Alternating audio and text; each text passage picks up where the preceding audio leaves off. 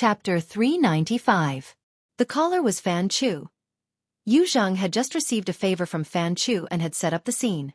No matter what, he had to display an unusual attitude. Hello, Brother Fan, what's the matter? Do you have time to talk? Yu Zhang went into the private room after hearing what he said. In any case, no one was paying attention to him right now. When he reached the suite, he left the door ajar and found a sofa to sit on. Only then did he realize that his muscles had unknowingly tightened. Damn it! How did such a small scene end up like this? Yu Zhang couldn't help but sigh before saying, Brother Fan, speak. Fan Chu said, After I left, I suddenly thought of something. Are there people from Acumen College in your group? Yes, why? Yu Zhang turned his head as he spoke. Speaking of which, it was quite a coincidence. He just so happened to see Tianxi through the crack in the door. This beautiful woman stood quietly by Luo Nan's side. She smiled as she listened to Mo Peng's boast. Her bearing and temperament were incomparable. There's a woman. Is her name Tianxi? Hiss. For a moment, Yu Zhang almost thought that his thoughts had been seen through by Fan Chu. He panicked for a moment, but fortunately, he quickly adjusted himself and thought that this was probably a coincidence. He hummed twice and said, Yes, there is. Fan Chu's tone was relaxed. How did you get involved with her? Yu Zhang was also probing. He was brought here by a former schoolmate of 6th middle. When he was promoted, he transferred to Acumen College. What's wrong? Do you have a grudge with Tianxi? Fan Chu laughed exaggeratedly. If I have a grudge with a beautiful woman, then my life is really a failure. It's nothing. I was just asking. You know, I took 2 years of advanced studies at Acumen College. This Tianxi is some sort of cadre in the Alumni Association. I've had dealings with her before. I just remembered. I'm afraid he has completely forgotten about it. I see. Yu Zhang thought to himself. It seemed that this Tianxi was a publicly acknowledged resource in the school.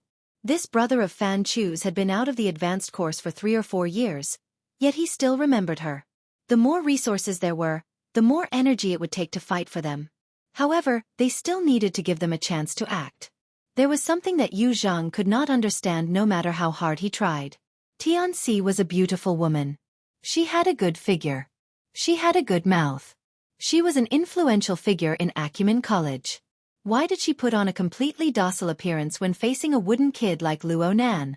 Even if they were looking for a spare tire, they didn't have to go this far, did they? At this time, Fan Chu smiled and said to him, Jingzi, you came at the right time today. I happen to have a few friends from nearby universities. Acumen College and Cloud City Business College have some. Their homes are pretty good too. If you have time, come over and play. I'll introduce you to them. Yu Zhang was still quite arrogant to his bones. He wouldn't agree so easily, so he asked, Who are they? Fan Chu reported 2 names on the other side, and Yu Zhang's eyes lit up. That's right, they were both famous figures in the circle of the 2nd generation. His family was in Xia City. Although he could be considered a rich and powerful family, he was still a bit short of what Fan Chu said. Normally, when they met, it was inevitable that they would try to curry favor and flatter him. He didn't like it, but in this kind of game situation, it was more ideal. All right, I'll definitely go. Brother Fan, help me introduce them. Actually, Yu Zhang wanted to say, introduce, but he was affected by his inner self-esteem, so he changed the word. No problem. No problem. Fan Chu laughed heartily on the other side. He was straightforward. Suddenly he said, Wait a moment, as if he had some work to take care of. Yu Zhang said, Brother Fan, you go do what you need to do. We'll contact each other in a bit. Fan Chu said that it was nothing, but in the end, he still said his goodbyes. But at the end, he suddenly said, Jingzi, I think it's quite troublesome for you to take care of so many people. How about this? I'll bring 2 people from my side to visit you. I'll give you some airs, and you can return the favor later. Yu Zhang's heart skipped a beat, but he said, That's not appropriate, not appropriate. I should be the one to greet them first. It's fine. Your Yu family's medical business is so big. No one is inferior to the other. The people over there are familiar with each other, but you guys are unfamiliar with each other here. You should at least distinguish between inside and outside. We should give the airs of friends. When Fan Chu said this, Yu Jing no longer had the strength to resist. He thought of the background and level of this group of people. If they could really come over to offer a toast and a fruit platter or something, his reputation in this circle would be thoroughly propped up. All right, Brother Fan. Then I'll thank you first. It's fine, it's fine. Who are we? Fan Chu laughed and hung up. On the other side, Yu Zheng took a deep breath, his heart beating faster. He felt that this was indeed an opportunity to greatly increase his reputation. His thoughts changed again, and he suddenly felt that it was a pity. Unfortunately, there was only a group of poor students in the luxury room. Although they were good-looking, they weren't people of the ordinary circle. In the following scene, it would be best to greet a few friends that he often hung out with and properly disperse. Otherwise, wouldn't this be the so-called luxuriously dressed at night? With this thought, Yu Zhang could no longer control himself. He nestled on the sofa and used the search function of his wristband to check if there were any friends nearby. He just wanted to give it a try.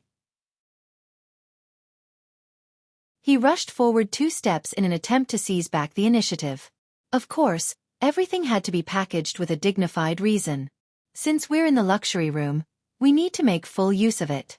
There are many things here that can completely replace the facilities of Area A. For example, the simulation pod cluster. As he spoke, Yu Zhang used the highest level of authority in the room to adjust the settings. He heard the ring-shaped space of the suitcases on the 4 walls ring out with a beep. The high-back massage chairs under the suitcases slid and converged toward the center, forming 2 neat half-moon structures. These chairs have all been connected to the central AI. Combined with the special equipment of the room, we can completely realize a top-notch reality experience. We don't need to go to Area A to line up. We can set up the battlefield and engage in the wilderness, sea soul, and other group battles. Yu Zhang borrowed some advertising words and did his best to promote the place. There were some results. A few people couldn't help but go, wow! Disregarding everything else, the visual effects were indeed top-notch. Luo Nan turned to look at Papercut. His meaning was, "Are you interested? How could I be interested?" Without the guidance of professional equipment, the reality effect was a joke for a psychic ability user like Papercut. There was no sense of reality. Papercut shrugged. He knew that Luo Nan didn't have the patience to stay here, so he took the initiative to speak up. "You guys go ahead and play. Nanster Leister, and I will go stroll outside and see what drinks are available." Papercut was just being polite, but he never expected Yu Zheng to tense up. He laughed and said, "There's no need to go through so much trouble. There's a cold drink cabinet in the room. It's over there. Drink as much as you want. The cost is included. Besides, aren't there 14 people just right for 7 against 7? Papercut chuckled. Mo Peng retreated at this time and poked Mo Han in the crowd. Mo Han fiercely chopped down with her palm. Mo Peng curled his lips and dodged the attack. He spoke in an extremely low voice. "Hey, are you going to do it or not?" "Of course." Mo Han responded coldly. She didn't really have any feelings for Yu Zheng before, but she was a girl. Having someone chasing after her would always satisfy her vanity. But reality told her that Yu Zheng wasn't a pursuer. He was a hunter with excess testosterone, and she was just a prey at best. Losing face was a given. Yu Zheng, this bastard, wanted to step on Luo Nan, her, and Mo Peng's faces to climb up. Mo Han had never been the type to be bullied. She rolled her eyes and raised her voice. "Let's see what everyone thinks first. I want to go to the uncanny valley. Something happened last time, and I wasn't able to play to my heart's content. Today, I have to get it back no matter what. Especially Frost River reality." They even said that they left a frightening gift for me there. Who's going to accompany me? Pei Pei? Gray Gray? Qiu Pei Pei didn't have the temperament to refuse people. She let out a few gasps and was subdued by Mo Han. Ruan Zihue was worthy of being her best friend. He knew to stand on the same side at the crucial moment. He raised his hand with an innocent expression. Okay. She turned to Tong Hui and acted like a spoiled child. "You accompany me." Tong Hui wasn't stupid. He knew that this was the beginning of a catfight. Of course, he had to follow in his girlfriend's footsteps. He seized the opportunity to display his affection. No problem. I'll go wherever you go. Oh. Emo Han patted the goosebumps on her skin as she pulled the adulterous couple to her side without the slightest hesitation. Just like this, she pulled 4 people, including herself. Then she provocatively raised her eyebrows in Emo Peng's direction. As for Yu Zhang, who cared? Emo Peng chuckled not to be outdone. I think it's better to sweat. I want to go to the wilderness. Luo Biao's stance was very upright. He grinned and said, I also think that exercise is #1 in this sort of large venue. Emo Peng asked, Brother Qi, what about you? Tian Qi was at a loss. He wasn't really looking forward to the luxurious room's facilities. He was just confused by his sister's overly ambiguous attitude. He really wanted to say, I'll follow my sister to avoid being attacked by wolves. But in the end, his skin wasn't thick enough. He didn't think that Luo Nan, this wooden kid, could do anything. He thought for a moment before reluctantly nodding his head in the face of Emo Peng's cordial invitation. In this way, 3 more people were pulled away, including Emo Peng. Luo Nan's ability user team and Tian Si didn't need to be mentioned. In just a few words, there were only 3 people standing on Yu Zheng's side, including himself. The other 2 were his sister, Yu Qin, and Turner, who took care of their face. Yu Zhang felt his scalp tingle when he saw the situation before him. His mind was blank. He had such a good hand. Why was it going to collapse? How was he going to deal with 2 groups of people coming? Yu Qin was a good friend of Emo Han's, but she felt very awkward right now. Yu Zhang was being isolated step by step. She had no choice but to choose a side. She was angry at Emo Han for deliberately making her brother lose face. She was also angry at Yu Zhang for his inappropriate words and actions. That idiot. Would it kill him to maintain a low profile for a few more seconds? A good hand with 4 twos and 4 twos had been torn apart by him long ago. The most painful thing was that Yu Qin had to find a way out for this idiot brother of hers who had been possessed by an insect. Her mind spun a few times before she suggested, how about this? Everyone go outside and play first. We can fight and dance when we come back.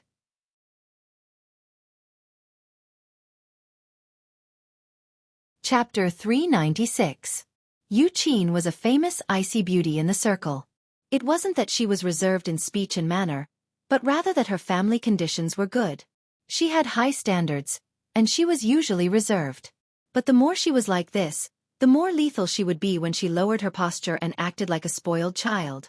Emo Han couldn't make up her mind. She stole a glance at Emo Peng. Emo Peng opened his mouth slightly, and his gaze drifted. He had an expression that said, I'm tempted but I can't say it out loud. The dance battle was very popular in their age group. It was something between a sport and a game. The lighting was cool and trendy, and the design of the movements was very beautiful.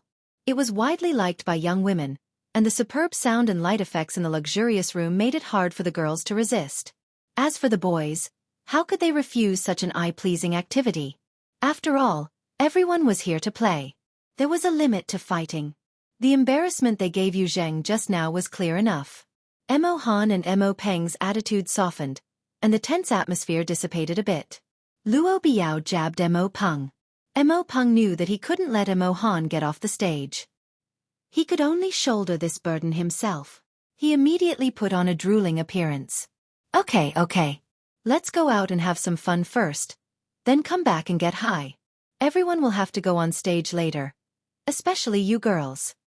How was this going on stage? This was clearly getting off the stage. Amidst the annoyance and strange laughter, everyone was finally given a way out. The atmosphere that was on the verge of collapsing was put away. Yu Zhang was like coming back from the edge of a cliff.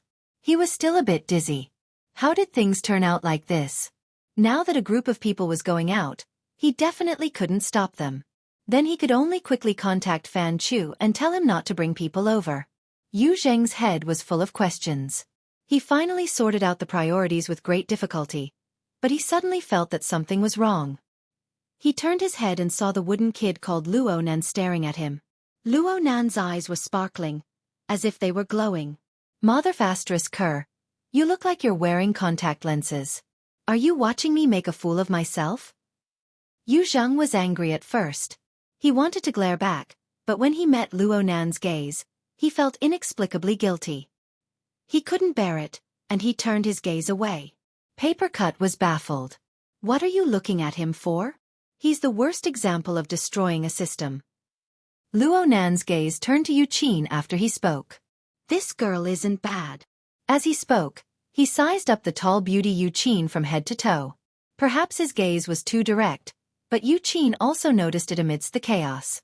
She tilted her head, frowned slightly, and turned her head back. On the other side, Paper Cut was very regretful. He had asked a stupid question that made his mind go blank. However, his curiosity was piqued this time, and he couldn't help but ask, destroy the system? You mean, Nanster, let's go. Let's go. Mo Peng, who had achieved complete victory, was extremely excited. He wanted to drag Luo Nan to the reality battlefield. However, it wasn't easy for Luo Nan to see Paper Cut take the initiative to mention theoretical research. How could Luo Nan let go so easily? He waved his hand at Mo Peng and said, Don't mind me. I have something to discuss with Brother Paper Cut. Before Mo Peng could react, Paper Cut said timidly, Actually, it's not. The latter half of his words fell apart in front of Luo Nan's sparkling eyes. Mo Peng did his best to drag Luo Nan away, but to no avail. When he thought about how the design of the reality battlefield was already very difficult to realize, he could only grumble and change his equipment before dragging Robio and Tianqi out. Tianqi looked back 3 times with every step. He wasn't at ease with his cousin's attitude. Tianqi placed all of her attention on Luo Nan. She was completely unaware of her little brother's worries. Alright, this was even more torturous. Everyone split up and left, leaving the luxurious room nearly empty. Fan Chu's grumbles still echoed in Yu Zheng's ears. The difference between this and the previous treatment was like the difference between heaven and earth. He had to endure it and carefully ponder whether or not he should give a call to his friends in the circle of scoundrels. It was at this time that he saw Luo Nan lead a fatty over to the sofa. They chatted in low voices. As for Tianqi, she ran back and forth, mixing drinks and refreshments for them. F***ck me. Yu Zheng's brain nearly exploded from the rush of hot blood. Then he was forcefully dragged away by Yu Qin. This last bit of disturbance made Luo Nan stare at the brother and sister pair once more, all the way until they left the room. If you wanted me, I would explode too. Paper Cut found Luo Nan's straightforward gaze a bit unbearable. He could only tug at Luo Nan to let him continue. You said they were demonstrating something. They were destroying an already formed system. Luo Nan took the glass of juice Tianqi brought to his hand. He slowly rubbed it twice in his palm, using this to organize his words. Big Brother used the most straightforward method. He did his utmost to manifest his existence. He used money and connections to frame himself. He forcefully cut in, hoping to use his own gravitational force to make all the stars revolve around him. Luo Nan actually understood.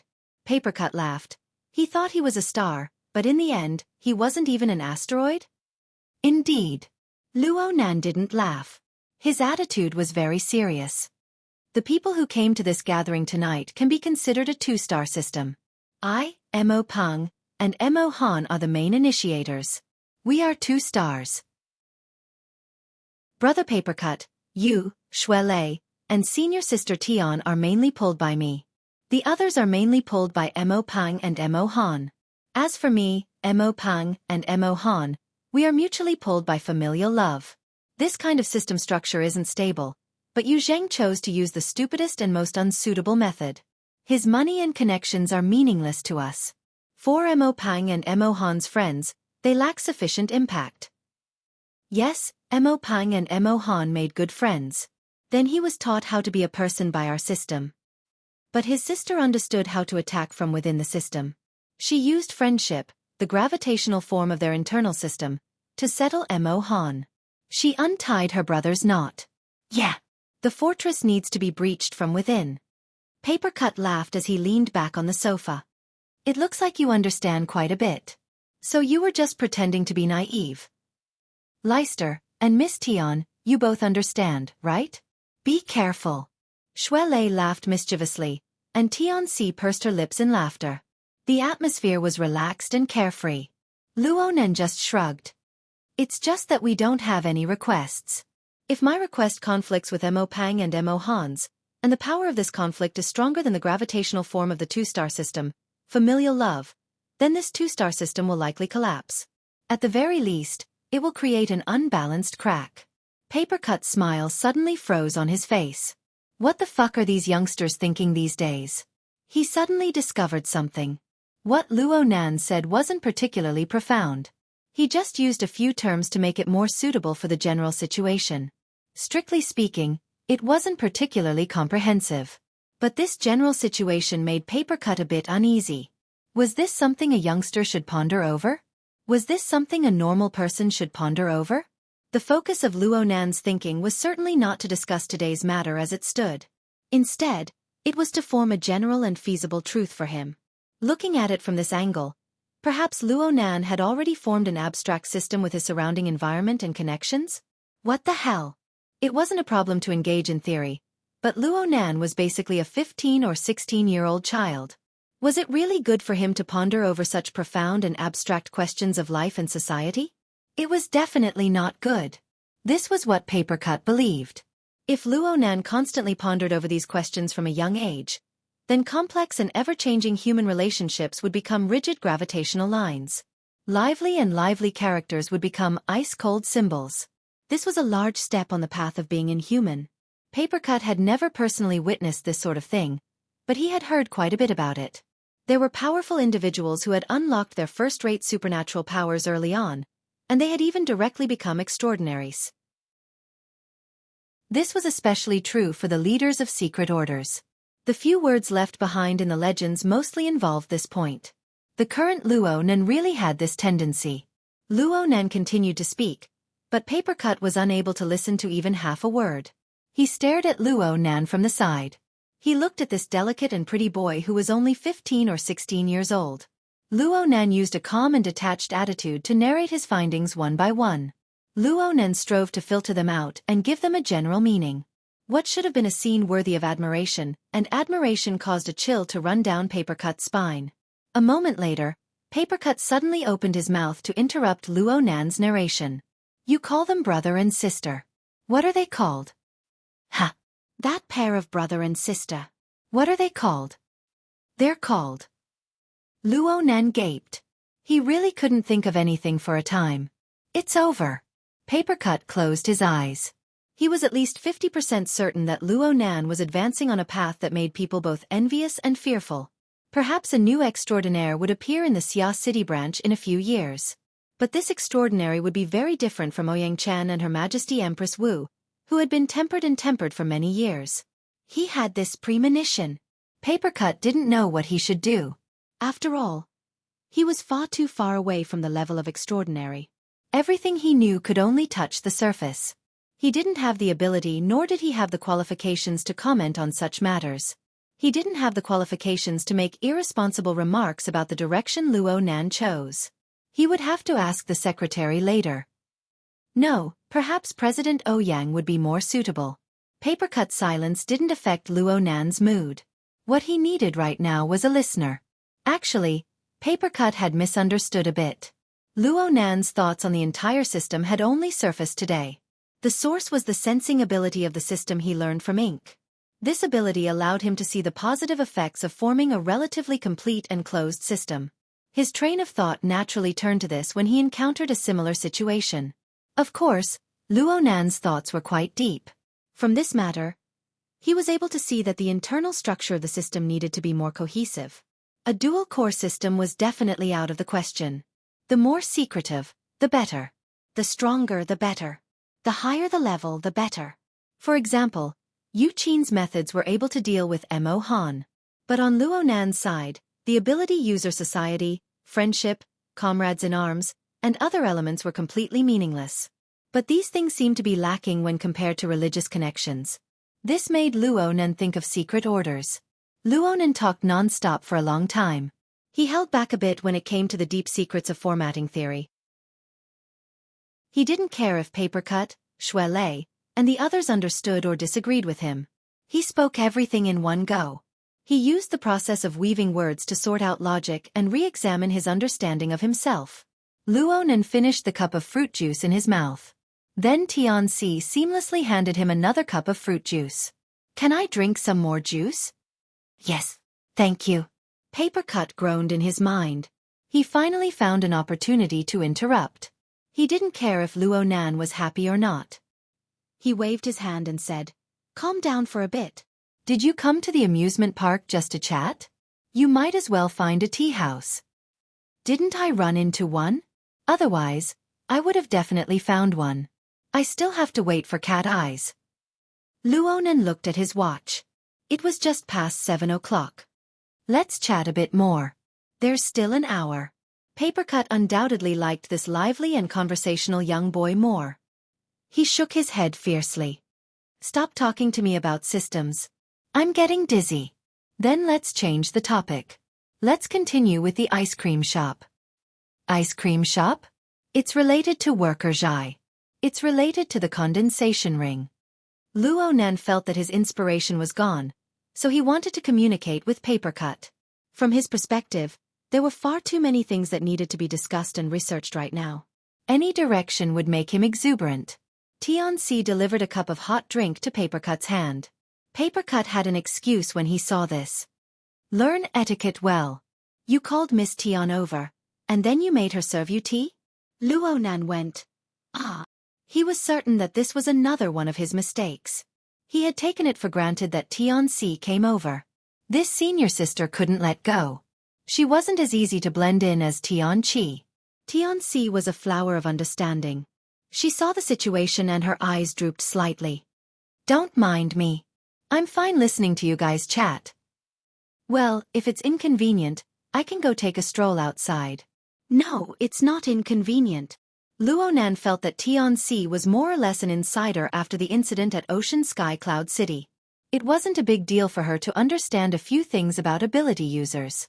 Papercut could see that Tianxi had the intention to retreat in order to advance. She was doing her best to blend into Luo Nan's inner circle, striving to obtain a favorable impression from Luo Nan. Papercut didn't care about the utilitarian considerations. This kind of behavior gave him the opportunity to operate. "Yeah, it's not inconvenient. It's mainly because there's something wrong with this kid Luo Nan's brain. He came to an amusement park to talk about theory. I'm tired of listening to him. Miss Tian, do you have a place you want to go? I'll accompany you." Papercut stood up as he spoke. Tianxi immediately looked at Luo Nan. Luo Nan finally confirmed the problem of etiquette. He was a relatively obedient student in this regard. He also stood up and said, "Then let's go play for a bit. Last time senior sister went to Area C?" Tianxi looked at the 3 males in the room and shook her head. "Area A is pretty good." "Then Area A it is." Papercut regained his authority as an etiquette teacher. He clapped his hands and made the decision. He turned to face Luo Nan and said, "I'll teach you one more thing. If you feel that the experience here isn't enough, you can temporarily use the Hexa ear to carry out the guidance function. For a specific guide, look at the gaming area on the branch's main page." The group of people left the room just like that. Outside was Area A. Area A. The minds of the 4 weren't really on this. They just strolled around. Comparatively speaking, Xuelei was a bit more engrossed. He followed Papercut's instructions and went to the branch's gaming area to learn how to set things up. He put on the helmet that was assigned to him, and sure enough he saw the results. "It's really useful." Papercut curled his lips. "You're the muscle type. My senses aren't bad. It's really boring to play like this normally." Xuelei was all the more exhilarated after resolving the chronic illness that had plagued him for many years. He looked all around. He suddenly saw a place and went, "Hey!" He grabbed Luo Nan and said, "Hold on. We're already here. Aren't you going to play?" Luo Nan didn't react. "Play what?" Chapter 397. Area A of Frost River Reality was forever the most bustling area. It might not have the largest number of people, but there were thousands of people running and rolling in the field. There were also the cheers and screams of the enormous number of onlookers. The clamorous sound waves never stopped for a moment. This was the place where reality technology was the most unbridled. Under the guidance of immersion equipment, players would go from the skyscrapers and bustling cities to the dangerous seas and wilderness in an instant. They would struggle to escape from the jaws of the mutants or show off their prowess. In the two-way hypnosis, they would obtain achievements, win respect, vent their emotions, and deliberately seek abuse. But in the end, all they obtained was true pleasure. That's right. Pleasure was something that could be achieved by just secreting dopamine. The experience might not be real, but people were easy to deceive. So, who didn't like playing games? The atmosphere of Area A was in full swing. Luo Nan looked at the players around him who were completely engrossed in their own world. He really could not bring himself to refuse. Well, Luo Nan's heart was itching. Virtual achievements, respect, and the like were meaningless to an ability user like him, who danced on the line between life and death many times. However, being able to interact closely with his friends was still very attractive to him.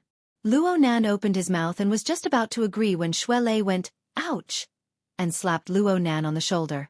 Xue Lei's fist was extremely heavy, but it could not overcome his vexed emotions. "What are you hesitating for?" "Ha!" Luo Nan had an innocent expression. He didn't wear a helmet. Plus, do you have any hopes for a rookie? Papercut didn't know if he was speaking up for Luo Nan or if he was intentionally mocking him. Next, Papercut explained for Xue Lei. There were 2 empty seats in the hero seat just now. Leister wanted to snatch a seat, but you guys missed it while you were talking. Actually, there were over 1,000 pairs of eyes staring at you. It wasn't that easy. Xue Lei retorted, "I heard that the probability of snatching a seat in a luxury room is several times that of a normal room. Maybe he did snatch one? Hero seat? Probability of snatching a seat?" He seemed to have heard of it before, but he did not have an exact impression of it. Luo Nan once again felt the deep malice of the normal world. It was Tianxi who observed his expression and went forward to explain. The environment here was noisy. Tianxi spoke softly, so she naturally moved closer to Luo Nan's ear. Her posture was intimate. Luo Nan felt a drooping strand of hair brush against the side of his cheek and his collarbone. There was also a faint fragrance that entered his nose. If he didn't deliberately perceive it, everything would be light and fine, as if there was nothing there. This was very much in line with his aesthetics. Therefore, Luo Nan felt quite comfortable. At the same time, Tianxi also explained the ins and outs of the matter clearly. The so-called hero seats referred to 100 advanced simulators with 6 degrees of freedom in the center of Area A. These simulators were seamlessly connected to the wearable equipment worn by the players. While giving the players a more realistic feeling, they could also allow the players to move more boldly without worrying about being too immersed in reality and getting injured. In addition, these simulators have been upgraded in all aspects, including accuracy, sensitivity, and other control indicators. They had the upper hand in battles, and because of this, the players recognized them as hero templates and naturally flocked to them. But that was the situation in Area A. Every day, thousands of players would fight for 100 seats. The supply and demand were seriously out of balance. For this reason, Frost River Reality raised the spending limit for these 100 seats to the highest level. On the other hand, they didn't accept reservations or bids. They only used the system to do random instant kills. At least in name, they achieved openness, fairness, and impartiality. As for the probability of getting a luxury room or a normal room, it was just a speculation that circulated among the players. The operators had never officially confirmed it. Luo Nan stated his understanding, "So even if you want to play, you might not be able to play?" Xue Lei sighed, "It doesn't matter if you can't fight for the hero seats. In any case. Cough, are you going to play or not?" "I'm going to play. You lead the way." Luo Nan shrugged and put on the semi-sealed helmet in his hand. He followed Papercut's directions and went to the Society's homepage game area. He learned the temporary guidance mode. After a few rounds of operation, his mental senses smoothly withdrew. He no longer overstepped his bounds and the effects of immersion grew clearly. He naturally placed his attention on the translucent panel before him. He looked at all sorts of real-time information related to Area A. The screen flowed like water. At the same time, the various AR effects in the surroundings were strengthened. His impression of the amusement park grew fainter and fainter. It was as if Luo Nan had arrived in a shabby little town covered in dust and sand. The streets were crisscrossed, and all sorts of buildings were arranged in a row. All sorts of bars, shops, and training grounds were set off against each other. Even the rusted metal gate that led out of the town appeared in his field of vision. Behind the rusted metal gate was the reality battlefield. Right now, they were in a service area. Xuelei turned his head and looked all around.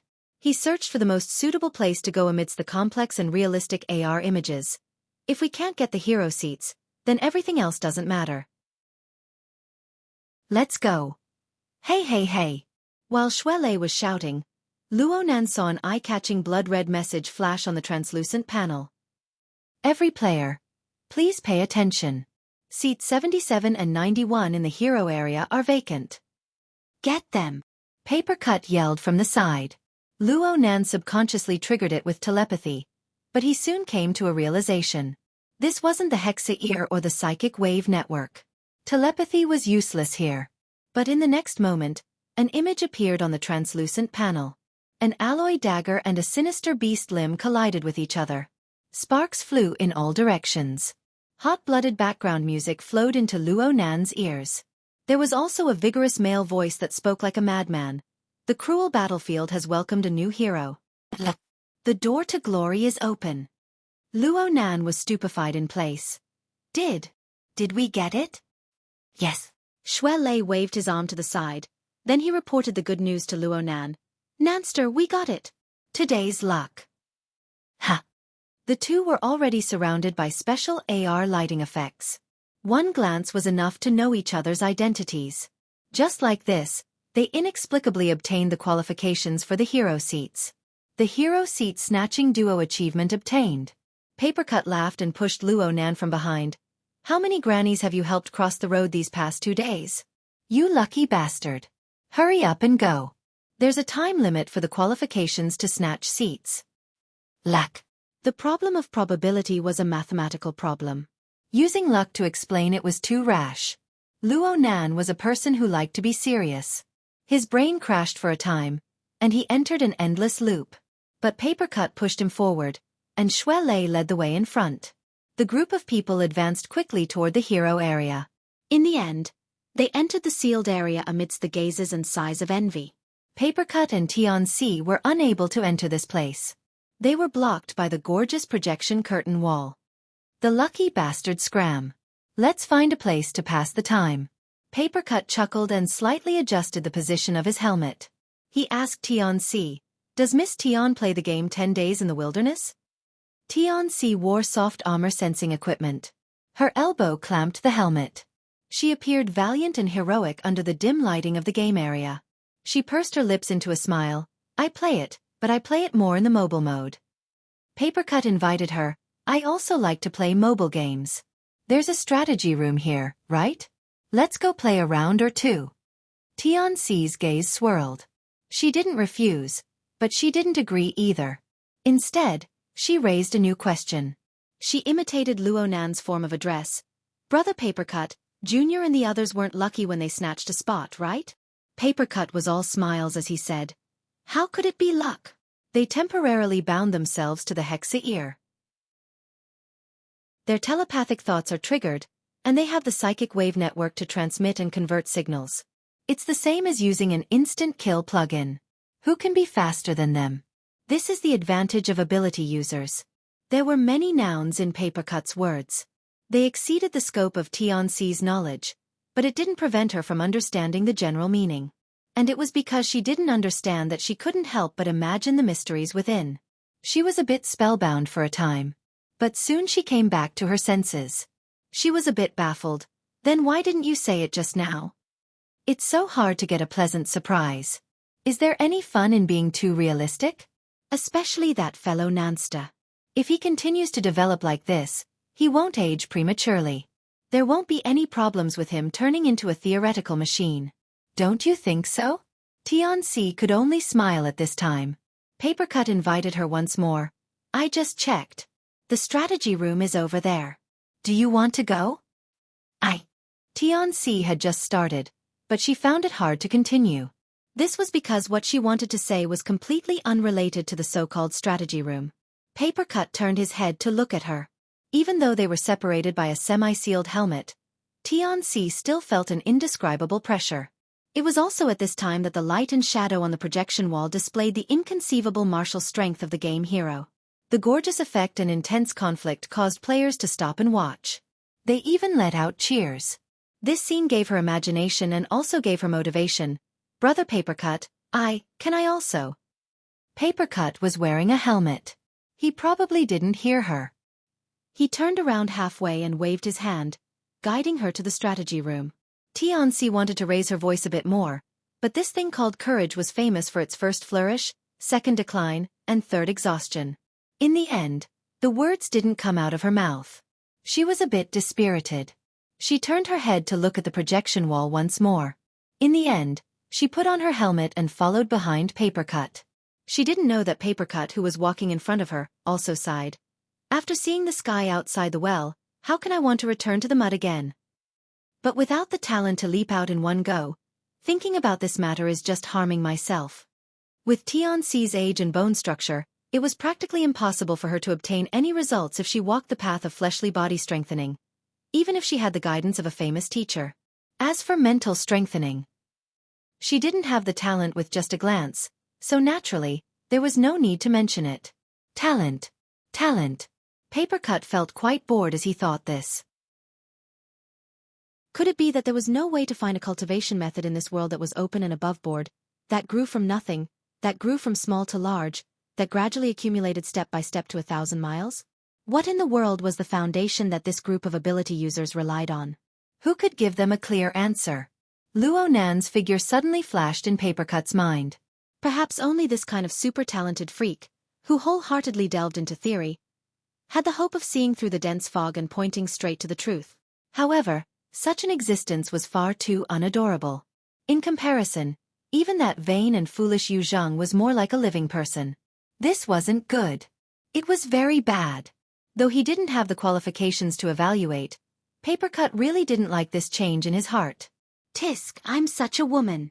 Papercut continued to laugh at himself, but he still contacted someone through the hexa ear after walking a few more steps. In the beginning, he wanted to choose He Yuein. After all, she was his secretary.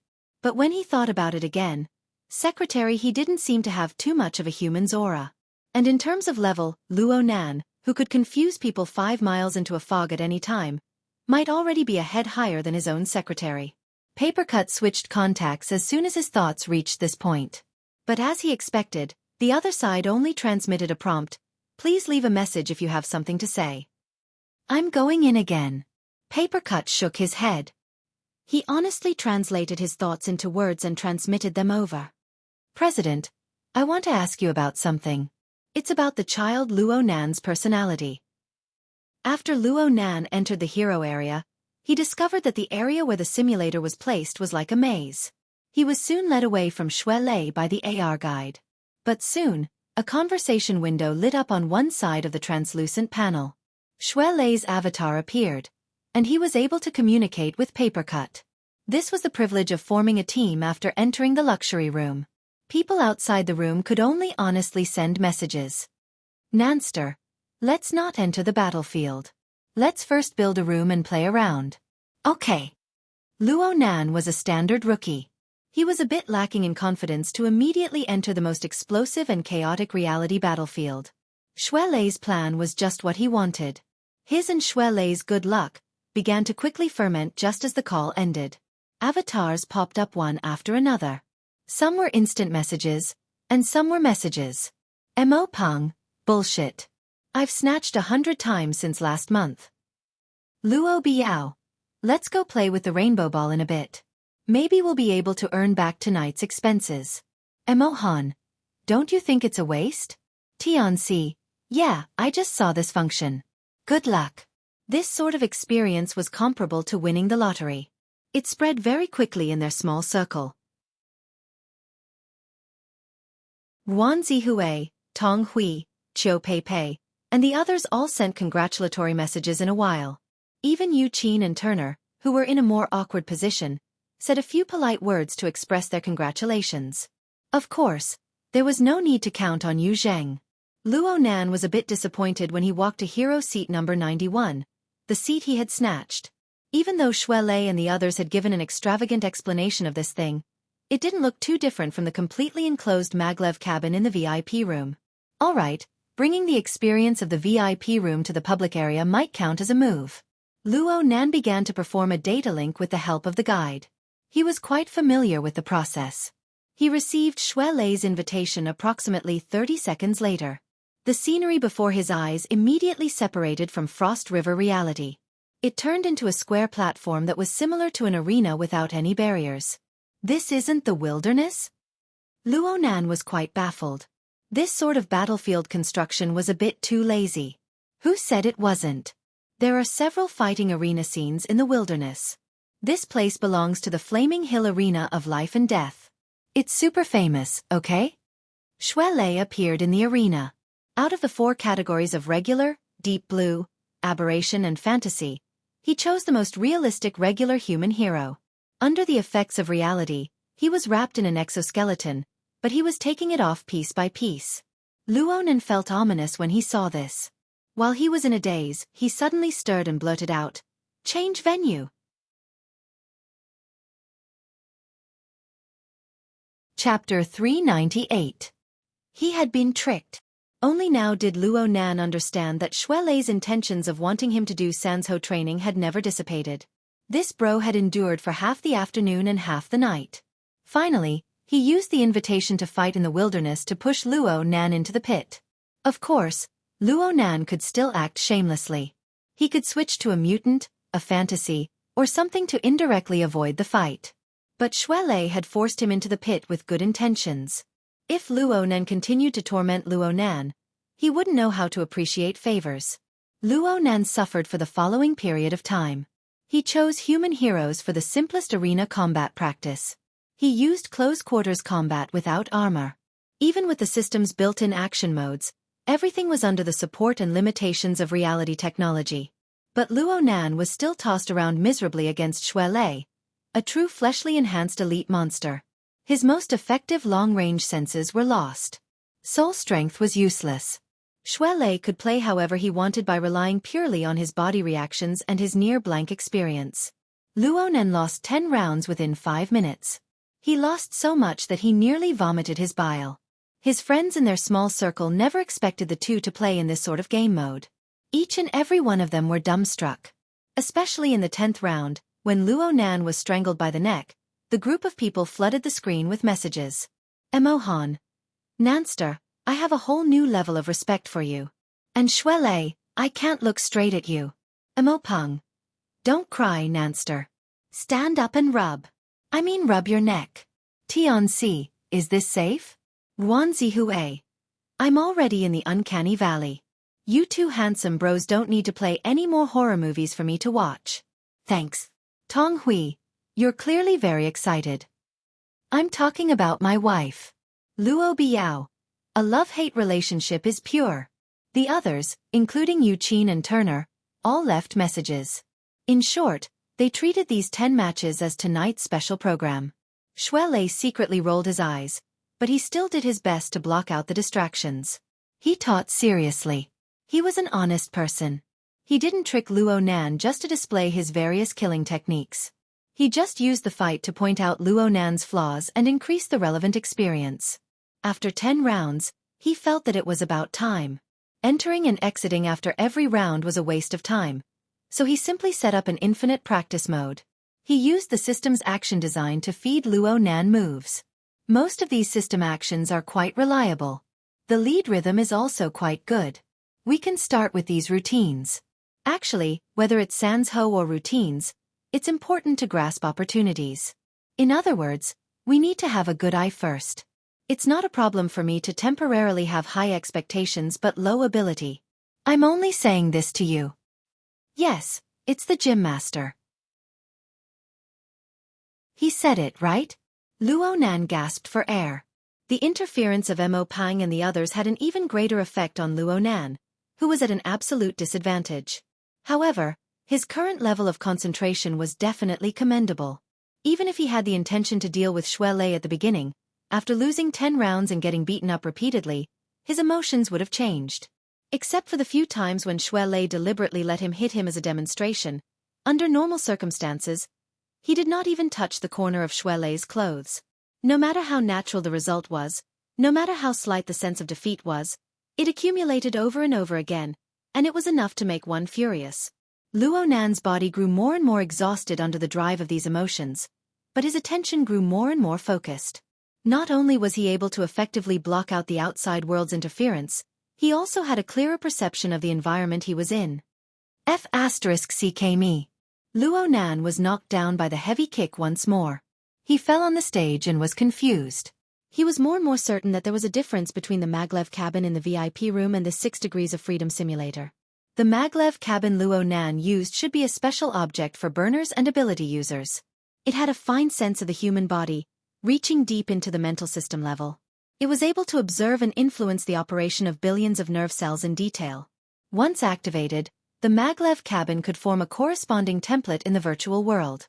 It was already very close to the hexa ear. Activities in the virtual world were mainly driven by the mind. But there was no lack of stimuli and influences. They would all be fed back to the body. The current 6 Degrees of Freedom simulator was far too lacking in precision. But there was one thing. It could pull the body to a considerable extent. It was probably the legendary saying, if precision isn't enough, strength will make up for it. It could be said that Luo Nan was an iron coach who didn't recognize anyone. Luo Nan especially followed Xue Lei's request. Luo Nan raised the extent of guidance to the maximum. Under the guidance and control of the device, Luo Nan would punch when the hero punched. He would kick when it was time to kick. And the extent of movement was very demanding. If he failed, the game character's entire body would be stiff. He would only be able to suffer a beating. The simulator also came with a bonus punishment stimulation. It was a simulation of the feeling of being struck. It was unbelievably unrestrained. Heavy blows, tumbles, lacerations, throats, and so on. It was very well differentiated.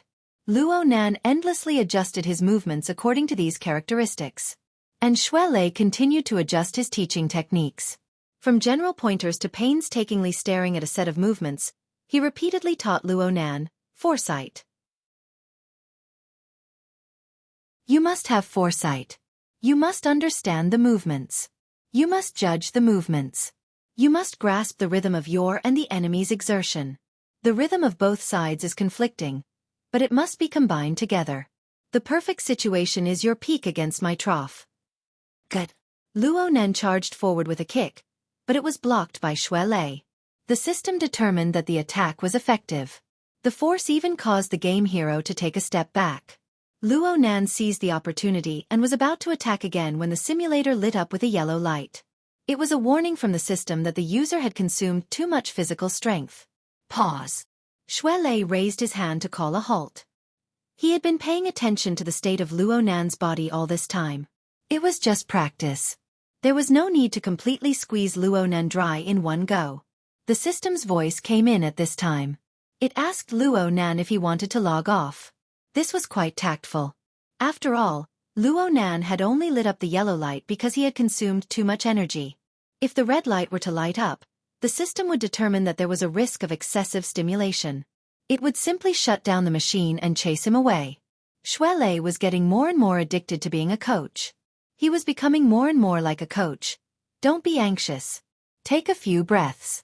Let's strike the iron while it's hot. Let's do a wave of foundation training. Isn't this the wrong time to train in the foundation? It's fine. Your internal refinement technique is quite good. Your 9 orifices and 6 roots will certainly be sensitive in the future. You don't need to worry about body control. As long as you keep a close eye on it, you won't have to worry about falling into a bad habit that's hard to correct. Education through setbacks is the most suitable method. In any case, this is what the gym master said. In short, you're going to get abused. Luo Nan let out a "heh," but he was still very obedient. He followed Xue Lei's instructions and set the scene to a controlled practice mode. He invited the system's virtual coach to begin consolidating his foundation. It didn't matter if he did this, but a conversation suddenly popped up. Hey, since you're a rookie, go to area B or C.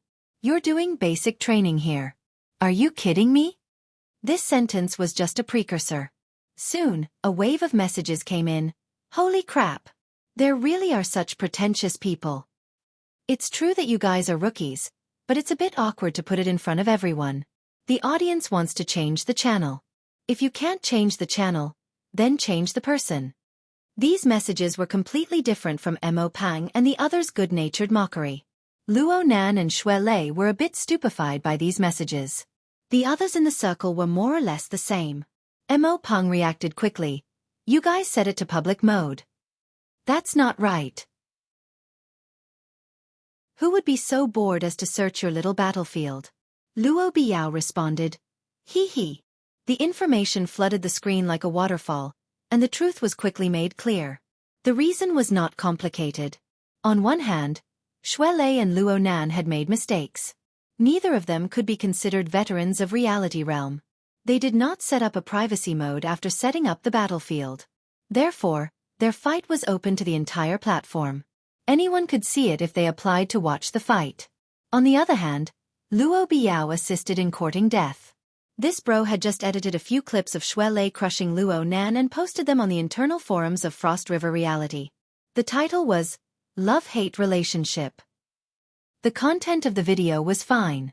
Xue Lei was the main character, and it gave quite a bit of feeling. But the interface was probably not cleaned up properly. Soon, some technical experts recognized the source of the video and called for quite a few people to come watch the fight. However, what happened next greatly disappointed the excited spectators. Luo Nan and Xue Lei's teaching battle was already dry. The entire process was filled with P-spots. Now they were doing basic training. It was too much of a mockery to the players who had tried to snatch a spot several hundred times to no avail. No wonder someone jumped out. Damn. These people. Xue Lei had managed to trick Luo Nan with great difficulty. Luo Nan was gradually getting into the groove of teaching. How could he give up so easily? It was fine to just listen to the words Area B and Area C. The simulators over there were quite a bit lacking in realism compared to Area A. Naturally, the training effects were much worse. Luo Nan absolutely would not agree to this just based on this point. However, the internet was a place where emotions were surging. There were quite a few people who spoke without any basis. Xue Lei was furious when he saw this. He simply replied in the public channel, "We're all here to snatch a spot. Since we're here, how do we play is up to you guys to decide." In terms of raw strength, Xue Lei could probably kill 100 opponents by himself. But in terms of a war of words, he was not up to the mark. His opponent simply retorted, "Trash who wants to occupy a spot. Come fight me if you have the guts." The so-called fight for a spot was similar to an arcade game. The winner would go up and the loser would go down. But the problem was that this mode required the support of the system. Otherwise, it would be a foolish act of harming others without benefiting oneself. Xue Lei chuckled, "Then you'll need to have a seat first." His voice had just fallen when the enormous words declaring war in blood filled the air. It shook the stage to the point where it shook. That was right. How could there be no good people in a place as chaotic as the hero area? Luo Nan shook his head. Don't even think about peace. Sure enough, all sorts of information bombarded Luo Nan. More importantly, the blood-red declaration of war came crashing down. The vibrating effect was extremely annoying. Luo Nan wanted to set it to private mode, but Papercut, who had been watching silently, jumped out at this time. "What's there to block? Just fight." "I can't fight." Luo Nan had a clear understanding of his own level. Just based on his performance in the fight against Xue Lei, he would be the master of being oppressed. He wasn't a masochist. Why should he? Papercut was so happy that he bent over. Luo Nan's current distressed and tormented state was to his liking. Luo Nan was like a normal 16-year-old youth. Right now, Papercut only wished for the world to be in chaos. He immediately began to act like a senior expert. "It's not pure fighting. You youngsters lack experience. You practice in a rush. Your goals aren't clear. It's hard to avoid twice the effort for half the result." It was rare for Papercut to speak in such an old-fashioned manner. However, Xue Lei and Luo Nan were very happy to listen to the opinions of a veteran ability user. Leister just said that he wanted Nanster to first train his eyesight. It doesn't matter if he has high standards for a moment, right? Luo Nan acted as a witness. There was this line. Xue Lei had no objections. Then it's settled. If eyesight was the first priority, Then doing movement training and basic training would cause suspicion of being distracted. He must be working hard on both sides. You should have taken it as a secondary course in the first place. Xue Lei tried to maintain his authority as a coach. We have to focus on efficiency, right? Since he wanted efficiency, he might as well let Nanster practice long-range heroes. Don't worry about anything else. Just aim at a moving target and focus on interrupting the opponent's rhythm. Gradually adjust the long-range and close-range attacks. Try a few rounds, and I guarantee that you'll be able to train your eyesight. No, I mean your eyesight. At that time, combine it with practice, and you'll see the results? Xue Lei was a little shaken. Knowing oneself and knowing the enemy seems to make sense. Luo Nan saw through everything. Brother Papercut, you clearly want us to team up and fight that group of people. Papercut didn't hide it at all. Nonsense. Against a bunch of kids who don't know their limits, there's nothing else to say. We never abuse ourselves, we only seek to abuse others. Isn't that right? It could be said to be straightforward and clumsy incitement, but it made the young people in the small circle roar in response. Let's go up and crush them. Let's go up and crush them. Crush them. This group of bad friends didn't care if they would crush them or be crushed. There was a good show to watch. Soon, a huge number of messages flooded the screen. Xue Lei let out a long sigh. He knew that no matter how effective Papercut's suggestion was, the Sanzhou training he envisioned was impossible to continue. Since this was the case, there was no point in being conflicted. In any case, he was already furious. Fuck. Let's go. Xue Lei's actions were even more straightforward as soon as he spoke. He directly chose the public battlefield, and he chose the fight for position mode. At least 30 people responded at this moment, and the system sensed the relevant information. It automatically matched the infinite slaughter environment before handing it over to all parties for confirmation. F***CK. Has the system been targeted by a super administrator? 2 peaches, kill 30 warriors. It's going to explode. It's going to explode.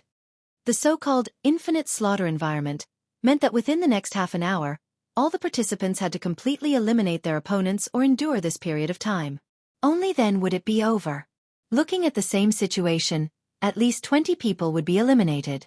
This way, the other spectators would be the fishermen who reaped the benefits. The success rate of snatching positions would be explosively high. The shamelessness of the system exceeded the expectations of the majority of the people involved. However, the current situation was quickly becoming a public event. Under the watchful eyes of the public, very few people would cower. In the end, only 3 people chose to shrink back. The remaining 32 people were all swept into the public battlefield, taking up a third of the entire hero area. At this moment, the surrounding spectators in the hero area, and even the entirety of Area A, were about to explode. They cursed the system with righteous indignation as they tightly gripped the fight for position button. They stared closely at the live broadcast. As soon as one person fell, they would begin to fight like mad.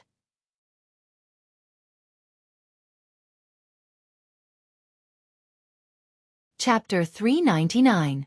When the uproar erupted in Area A, Yu Zhang had drunk a round of wine and had been forced to drink quite heavily. Now he was in Frost River Reality's VIP room, repaying a favor he hadn't used. Interpersonal relationships were like this. Lips touched, phone calls connected, big or small, were favors. His family's stall in the luxury room had been broken up, and he had lost the chance to show off.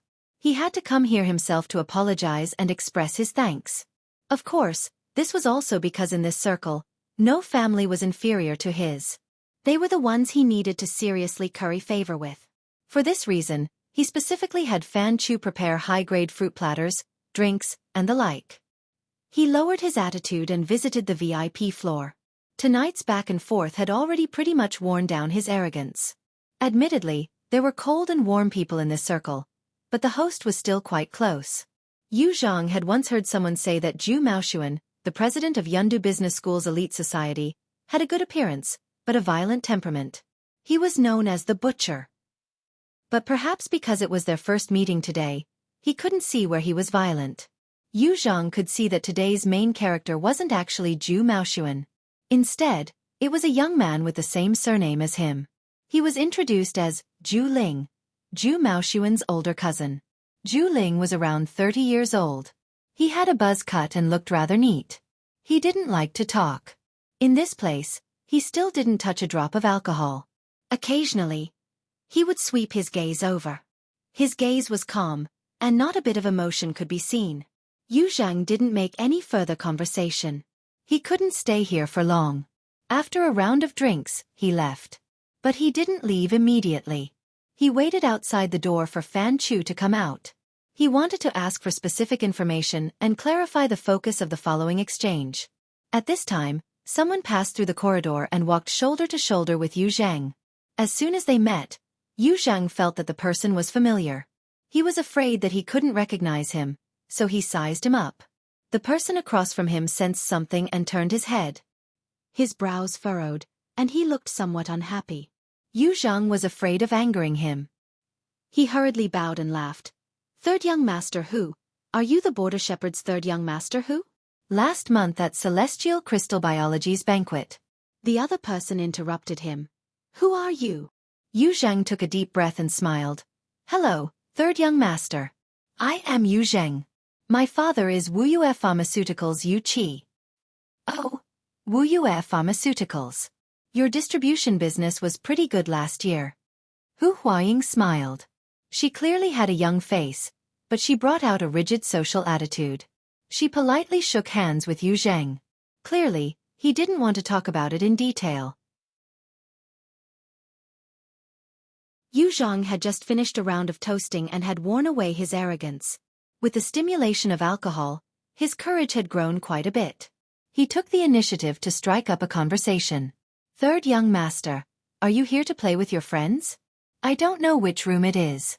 I'll pay you a visit later. Maybe if there's a chance. I'm here to pick up a friend. I won't be staying for long." At this time, the door to the VIP room next door opened. Fan Chu flashed out and was shocked to see two people standing outside the door.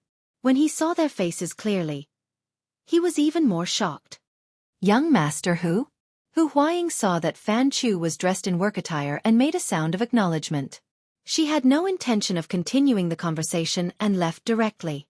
This time, Fan Chu looked at Yu Zhang with a slightly different expression.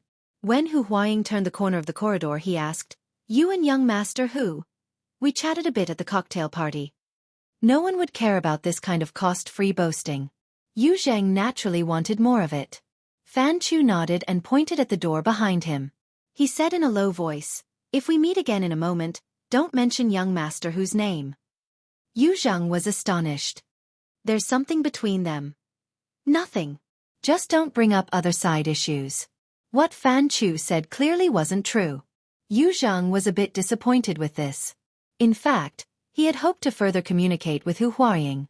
Although the Hu family was an upstream manufacturer, their business was mainly to order biological raw materials from major pharmaceutical companies. However, as one of the few A-rank suppliers of Sky Crystal Biology, the Xie family and the Hu family had a close relationship. This layer of relationship had to be included. If he could take the opportunity to get to know her today, that would be ideal. What a pity. Fan Chu saw through most of his thoughts. He took the initiative to pull him a bit further away and whispered, "These two circles don't touch each other. Young master who is in the business circle. Young master Zhu is in the military and political circle. The people in this room might not have much net worth, but behind them are all powerful and influential. Do you see that Lieutenant Colonel Zhu Ling?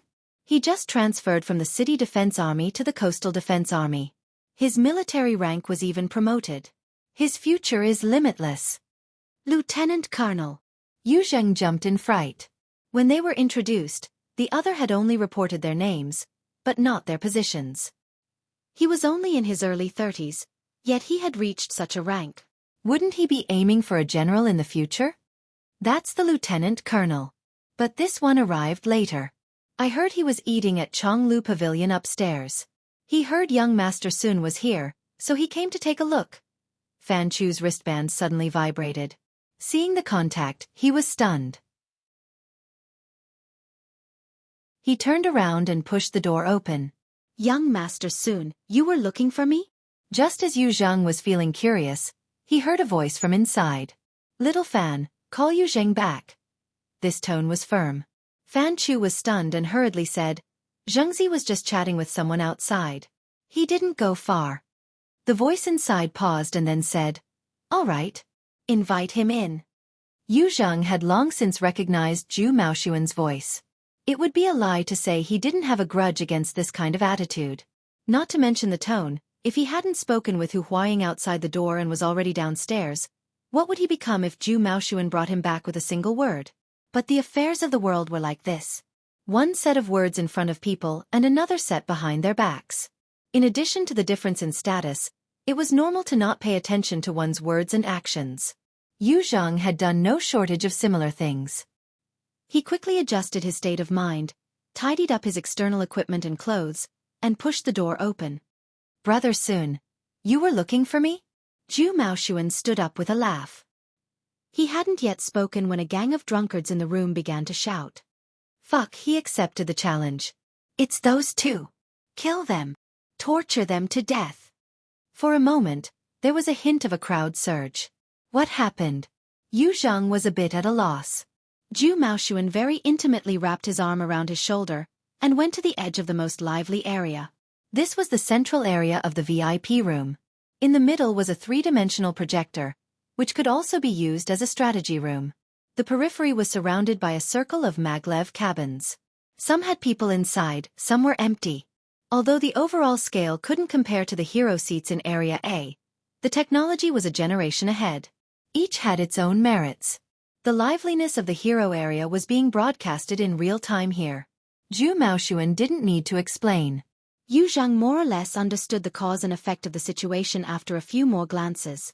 Even if there were some things he didn't quite understand, he could understand most of it through the message records of the room's ally system. Then he felt like he was in heaven. Shuelei and Luo Nan had both snatched hero seats at the same time? This probability was certainly due to the bonus of the luxury bag. Dogs hit luck. Dogs hit luck. And I lent it to them. Yu Zheng had the urge to immediately leave the room. Unfortunately, he really couldn't do this sort of unreasonable behavior. He didn't know what his facial expression was like, but he knew that it definitely wouldn't be good. Moreover, he still didn't understand why Zhu Maoshuan had called him back. He could only try asking, Brother Sun? Zhu Maoshuan still had his arm around Yu Zheng's shoulder. He turned his head slightly, and the overly intimate physical contact made Yu Zheng feel quite uncomfortable. His aura weakened a bit. I heard Fan Chu say that the two people who snatched the seats are your friends? Seeing Zhu Maoshuan's expression, Yu Zheng instinctively felt that things weren't good. He wasn't willing to take the blame for Luo Nan and Shuelei, so he responded very honestly, I just met them today. They are relatives of my little sister's classmate. They're both at Acumen College. Oh, they're at the same school as Tianxi. Tianxi? He also knew Tianxi. A certain string in Yu Zheng's heart was plucked. He wanted to turn his head to look at Fan Chu, but he was unable to move because of Zhu Maoshuan's oppressive body. Soon, that feeling was annihilated in front of Zhu Maoshuan's masked smile. Yeah. Tianxi was invited by them. They should be quite close. When the last sentence was added, Yu Zheng seemed to hear the snigger of a demon in his heart. The resentment that had been accumulating in his chest for a long time was suddenly vented. But soon, a different kind of pleasure was born, like sparks buried under the ashes of grass. Zhu Maoshuan patted his shoulder again, his eyes flashing. I say, these two guys don't have eyes. They don't have any face. They provoke public anger and still refuse to repent. If Acumen College is filled with these kinds of people, then it's pretty much done for. The true colors of the legendary butcher began to appear, and they came without any concealment. Yu Zheng felt very uncomfortable in his heart, but he had already loosened his mouth. He didn't have the qualifications to say anything. He could only stare blankly and say nothing. But Zhu Maoshuan still wanted him to continue expressing his position. For this reason, he used a very intimate address. Zhengzi, you don't mind teaching these two little guys a little lesson, right? Yu Zheng nearly blurted out, I don't mind. But he still had a bit of basic self-respect. When the words reached his mouth, his shoulders stiffly shrugged. He feigned a casual response. I don't mind. As long as my little sister doesn't embarrass herself too much, it's fine. Zhu Maoshuan laughed loudly as he patted his shoulder. He used a lot of strength. At this time, someone else shouted, "Fuck, the system is cheap to a certain level. It's loading an infinite killing environment. It's taking advantage of the situation to shuffle the cards." Zhu Maoshuan turned his head and scolded, "What the hell are you afraid of? The VIP room is just AFK for half an hour. If you want to go, hurry up and drive them back. We'll go to that private room over there to have fun." Yu Zhang stood to the side, becoming more and more embarrassed. Zhu Maoshuan took his hand away and turned his head to ask Zhu Ling, who hadn't spoken much. "Brother, you're not coming to have some fun?" He didn't hear a response. Perhaps the other side had just made a gesture, probably refusing. Only then did Zhu Maoshuan say to Yu Zhang, "It's a lively time, so don't leave. There aren't many people here playing in the wilderness. There are still empty maglev cabins. You'll have a bit more fun." It wasn't like Yu Zhang hadn't played in the VIP room's maglev cabins. He really didn't care. But since Zhu Maoshuan had offered an invitation, it was hard for him to refuse. He hesitated and said, "My peripherals don't match." "It's fine." "Oh wait. Little fan, there's a compatibility mode, right?" There is. Fan Chu didn't look for a technician. He personally came to test it. At this point, Yu Zhang couldn't say anything to refuse. He pinched his nose and said thanks. Under Zhu Maoshuan's gaze, he entered the maglev cabin. He sat in a moderately spacious seat. His body was comfortable, but his heart was completely uncertain. What did Zhu Maoshuan want to do? No matter how Yu Zhang struggled, Area A didn't lack for explosive topics tonight. Over 1,000 people were watching the scene of cursing. There was also the gambling that had been opened on the spot.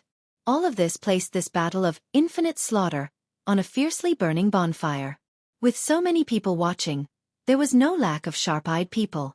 At the final loading stage of the environment, many people found something unusual when they saw the list of names.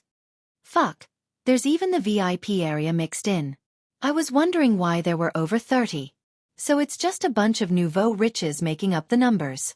Like this, they'll squeeze out at least 5, 6, 7 spots, right? 20 or so is enough. Come on, let's have a total annihilation. The VIP can open a fantasy breed. That's a boss template. Sweep the trash and kill the boss. At this time, who cared about the final result? It was fine as long as they quickly gave them a good time. Before, they were the lucky ones that made people envious. They were the focus of attention. Now they had become the objects of amusement. No matter if it was positive or negative, they would gladly endure it. This was the era of eyeballs, the era of entertainment. Luo Nan, who was in the center of attention, had a strange sense of vanity. Perhaps it came from the resonance of the emotions of the masses. It was a subtle group mentality. At the same time he saw through his own thoughts, he laughed out loud and switched hero characters. Without much hesitation, he chose the ace firepower player of the Earth Corps, Haya, who had fought with Zhang Yingying on the ship-blocking mountain. Under the current circumstances, being a heavy armored firepower expert was certainly not the best choice. But this was the only character Luo Nan could be said to be familiar with. This was the only one. A few seconds later, this sturdy senior officer carried the mechanical dog, Newbie. They were teleported to the cracked red earth of the wilderness. This was already a public battlefield. Shuelei had been teleported to an area 7 kilometers away from Luo Nan. He was madly dashing over to join them. Today they were the public enemies of the world. They would certainly be the targets of everyone's firepower. If they were to separate, it was very likely that they would be rubbed against the ground by this group of players. Shuelei's reaction wasn't slow, but he couldn't resist the magic of luck. The distance between the two was really too far. It was extremely difficult to quickly join forces. From the results of the FireEye platform scan, Luo Nan could see that there were people charging over to intercept them. They even spoke on the public channel. Purify the environment. Clean up the trash. Clean up the trash first, then communicate. This was the naive type. There was also a group of people who remained silent and concealed themselves. They were cautious and vigilant. This was the economic type. They didn't want to make a loss. But at most, they would fire guns and set off firecrackers as soon as they entered the arena. They would go on a killing spree. This was the casual type. If someone were to question their purpose in coming here, they would definitely retort back with a single sentence. What's the point of blindly talking about a game? I'm happy. Yeah, it was so complicated. Wasn't it tiring? Luo Nan's mind didn't have a fixed plan. He didn't think about success or failure. Ever since the game environment was matched and the battlefield of slaughter began, Sanzhou boxing practice ended. He just came here to pass the time. His consciousness fused into the character of Haya, and he brought Newbie along as he walked forward. But he was a bit far from the center of the battlefield. The movement speed of the heavy firepower gunner was also very moving. When all sides were moving quickly, he didn't know how long it would take for him to bring the first enemy into his range of fire. In this small circle, Mo Pang and the others hated that they couldn't personally participate. They were 10 times more excited than Luo Nan. The group of people screamed, "Taunt! Taunt! Ha!" Voice control. Give Newbie the order. Luo Nan did as he was told. Then he saw the large mechanical dog that carried 2 rounds of ammunition. It barked and ran to the front. It turned around and raised one of its mechanical legs. Then, it peed. Of course, the liquid that rushed out was certainly a special chemical reagent. According to the system settings, it reacted with the red earth and emitted an eye-catching yellow smoke. It rushed into the sky and then turned into a distorted dog face that deserved a beating. Haya, the hero character, also followed the established procedures. He turned the thick gun barrel in his hand and scattered the bullets into the air. He loudly announced, "Targets, walk to your final destination in the trash." To read the latest novel, please visit the website.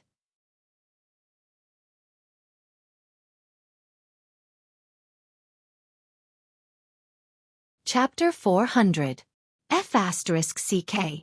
How shameful. Luo Nan never thought that it would have this kind of effect. He could not help but curse. Mo Pang and the others were all laughing in their small circle. At this moment, someone exclaimed, "Who's online again?" Luo Nan did not pay attention to the follow-up of this topic. Everyone on the battlefield had noticed his existence due to the effects of the taunt ability. Regardless of whether they were naive, economical, or casual, most of them gathered over here. Luo Nan was not stupid enough to wait for people to come over. He searched for the nearby area most suitable for unleashing his firepower. Disregarding other factors, a hill was enough. He chose a good position at the top of the hill and followed his old method. He erected a platform, maximizing his firepower. Then he waited for the various people to arrive. Noob. Over 1,000 spectators who witnessed this scene had the same thoughts. Absolutely noob. Choosing a heavy firepower user in this environment was already a noob choice. Luo Nan did not have any companions to protect him. He set up his stance in an extremely conspicuous position. He was treating himself as a target. The effects of the taunt smoke were quite good. A target entered the FireEye platform's firing range in a short 30 seconds and was captured by the search radar. The radiation of the electromagnetic waves alerted the enemy. The enemy reacted in time and made evasive movements. Luo Nan did not hesitate at all. He used the default manual mode and pulled the trigger. Too early.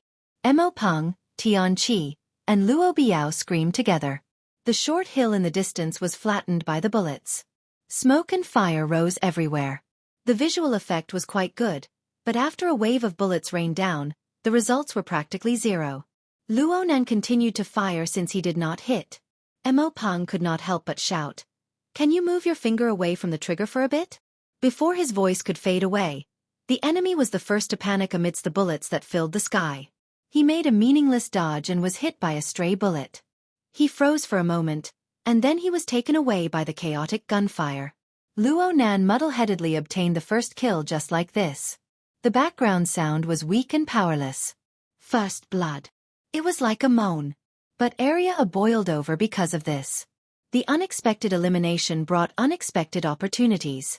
It was unknown how many people pressed the snatch button at this moment, hoping to become the new lucky one. Mo Pang choked on this result. Then he determined. He drowned. Look at the ammo reserves. Blacktooth's core, FireEye platform was built on a large weight-bearing exoskeleton. Although his movement speed was slow, he was also one of the standby characters who carried the most ammo. There were 3 of each type of ammunition. Including the one on Newbie's body, there were a total of 4. The total weight was more than a ton. But Luo Nan's bold fighting style had already consumed a quarter of his ammunition base. That was equivalent to 1/16 of the total ammo was gone just like that, and this was for a similarly clumsy rookie. He still had to face close to 30 enemies. If he used this method, he would definitely run out of ammunition and food. Noob. Remember to leave a bullet for yourself.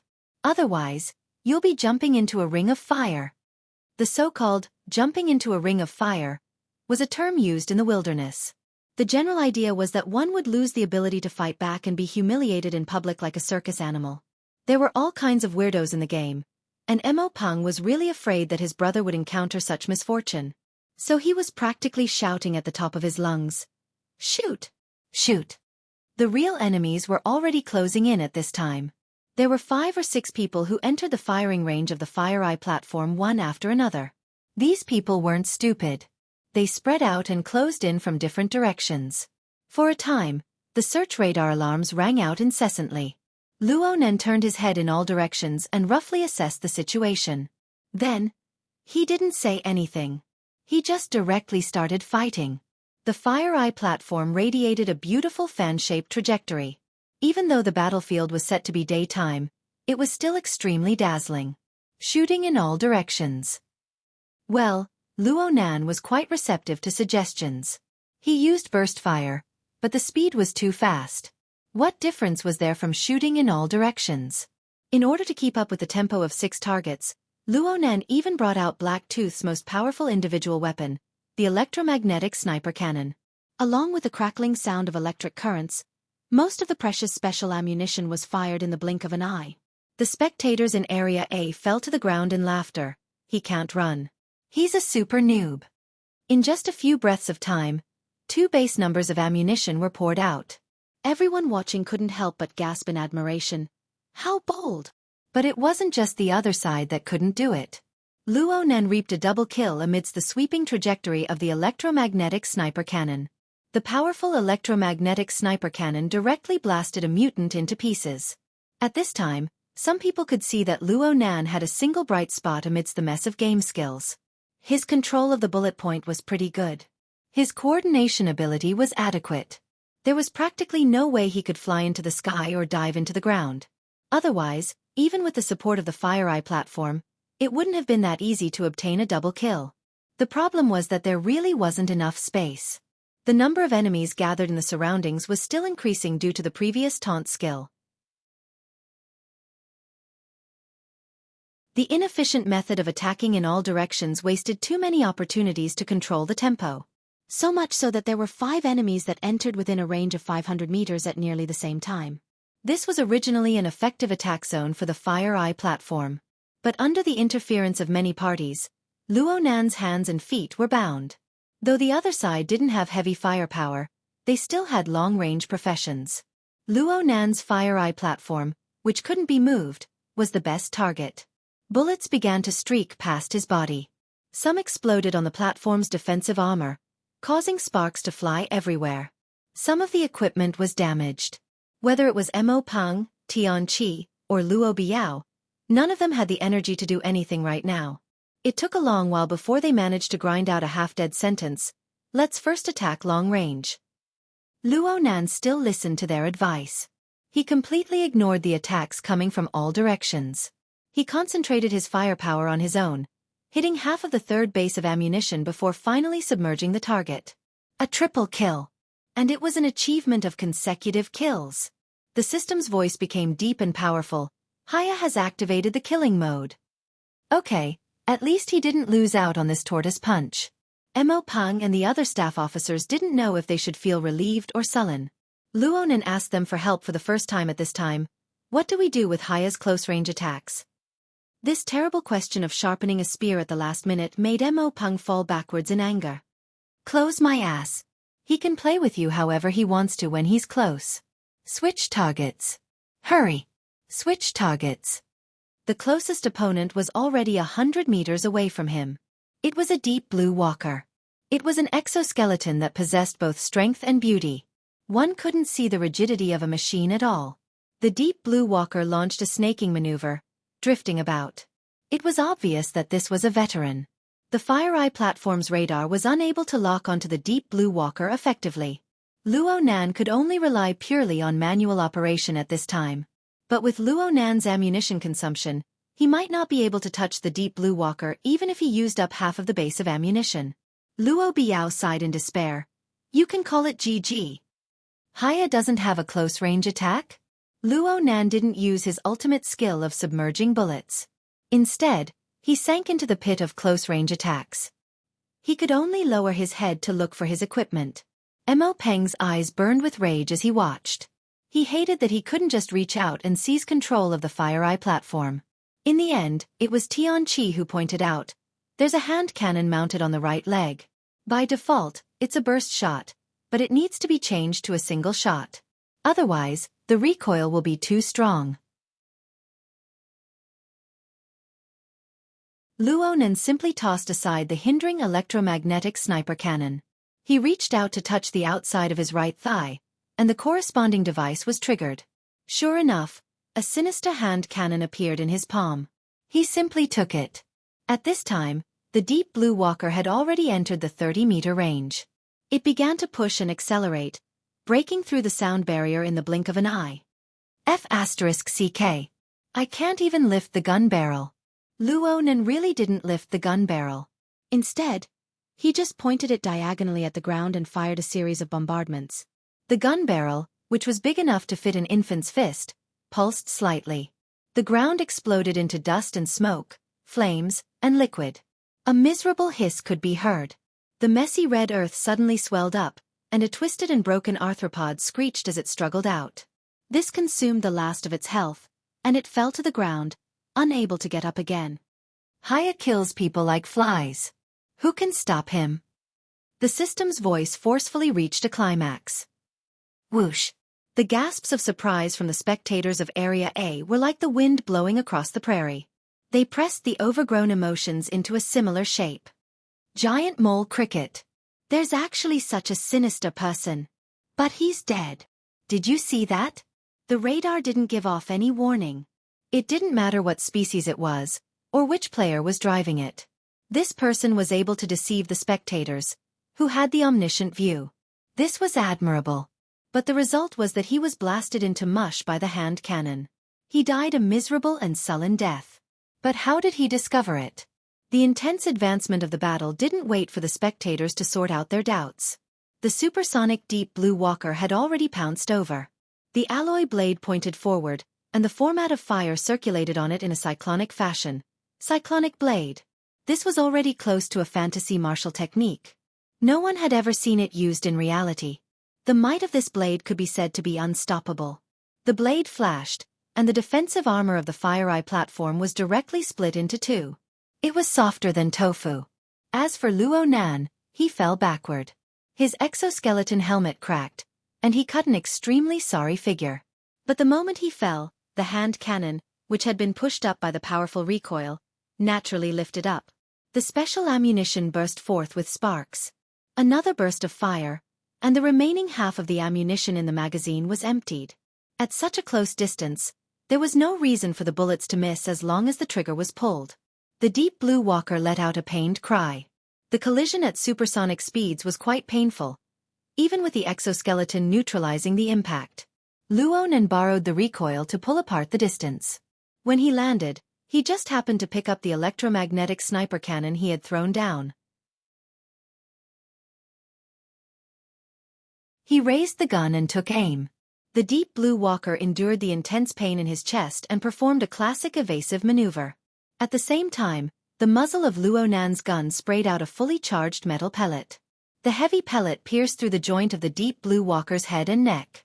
Its trajectory deviated slightly upwards, causing the head and half of the chest to explode. Soul Strike. The system's voice exploded. Pentakill. The unstoppable Haya has filled the trash bin with the corpses of his enemies. Luo Nan let out a breath, lowered the gun barrel, and chuckled. Other modes of action were hard to grasp, but Luo Nan had made Quantum Corporation one of his imaginary enemies for a month already. How could he not be working hard? Besides, he had watched the Deep Blue Walker fight before. He truly understood the classic movement modes of this toy. He had grasped the rhythm just right. Area A nearly exploded amidst Luo Nan's smile. Luo Nan's series of actions just now. Step shot, flying recoil, abandoning gun, taking gun, soul strike. He had killed 2 people in succession within 5 or 6 seconds. Let alone Mo Pang and the others, the entire group of spectators in Area A went silent for a moment. Then they exploded. F***ck me. What's going on? Mother ***ker. We've been tricked. I'm a noob. I'm his ancestor. 5 empty spots. I didn't get a single one. The chaos in Area A didn't affect the progress of the massacre battlefield. No matter how beautiful Luo Nan's actions were, he had only killed 2 people.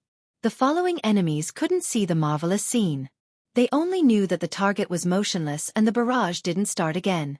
This gave them even more encouragement, making them rush forward with even more urgency.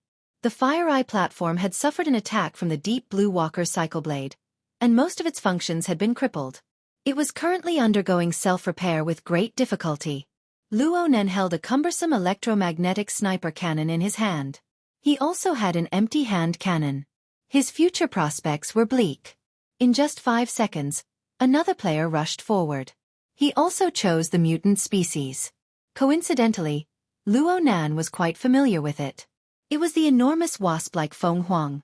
Back on ship Lanshan, Zhang Yingying had chosen this hero character at the very beginning.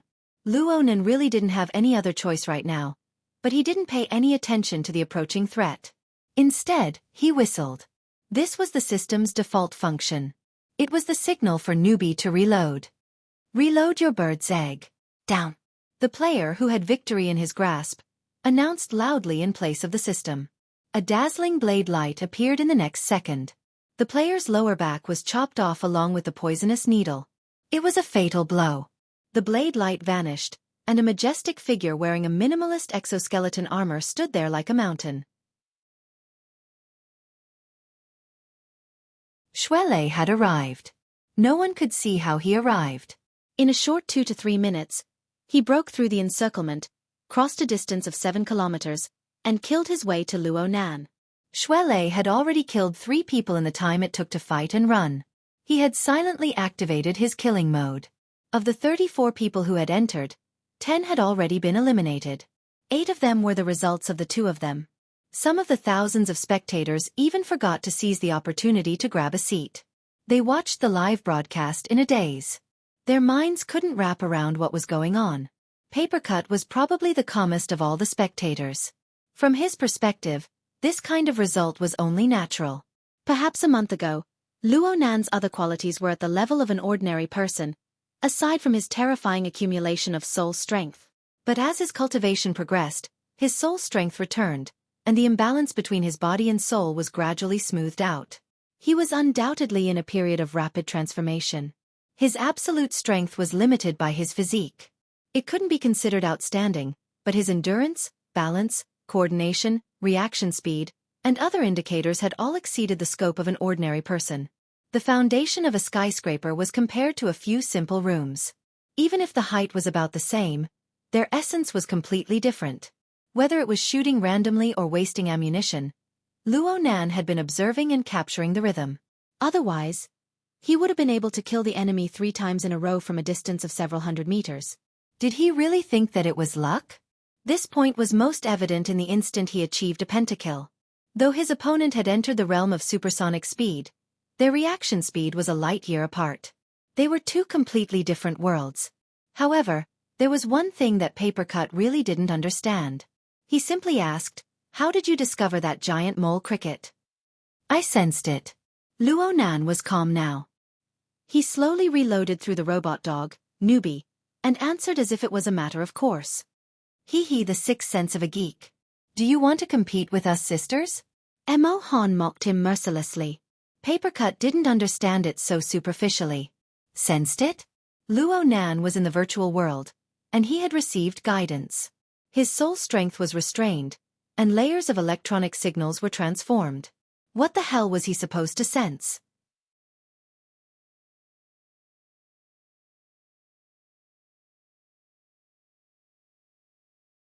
Chapter 401. It's just a reaction. What else could it be? Luo Nan's answer was very brief, but he wasn't lying or brushing it off. His mental senses had been withdrawn for now, but his senses on the living starry sky level still existed. From his perspective, the surging emotions of the people around him were superficial and passionate. They were like the floating dust in the galaxy. They were affected by the self-format, and they revolved and fluctuated. Luo Nan didn't have the time to study them for now, but there were some particularly clear targets within them. Because of the clear directivity, they posed a threat to him, so he naturally sorted them out.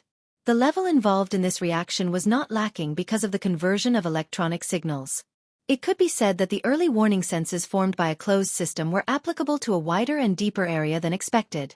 If he didn't hurry up and build it, he would be letting down this discovery. This was the thought that flashed through Luo Nan's mind as he slowly reloaded.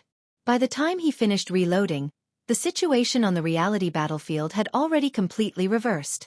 Luo Nan and Xue Lei worked in harmony. Close-range defense and long-range offense. Xue Lei cut down the nearby targets like he was chopping melons and vegetables. Luo Nan, who was a bit further away, became more and more familiar with the corresponding rhythm. Most of the FireEye platform was damaged, and the search radar was ineffective. But there were still two weapons that could be used.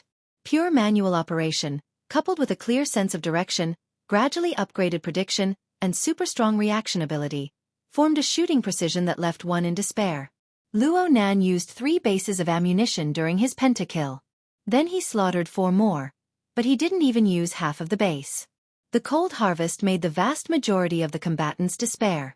The system loudly exclaimed in admiration, "What a godlike man! Haya has already turned the wilderness into a landfill." "You're the trash." A certain trash substitute, who was laboriously moving on the battlefield, couldn't help but curse the system back. In the next moment, a metal bullet pierced through his chest, blowing him up in midair. 10 kills. Luo Nan relied on this head to complete his 10 kills. The system simply let the entire battlefield shine with red light. It was like the surging waves of a sea of blood, rolling endlessly. Super God! Super God! The incomparable Haya! All mortals tremble beneath his feet. There was no need for special effects. The entire Area A was greatly shaken. Exclamations, curses, and cheers converged into a surging sound wave that engulfed this space. It must be said that Luo Nan's extreme counterattack was really super cool.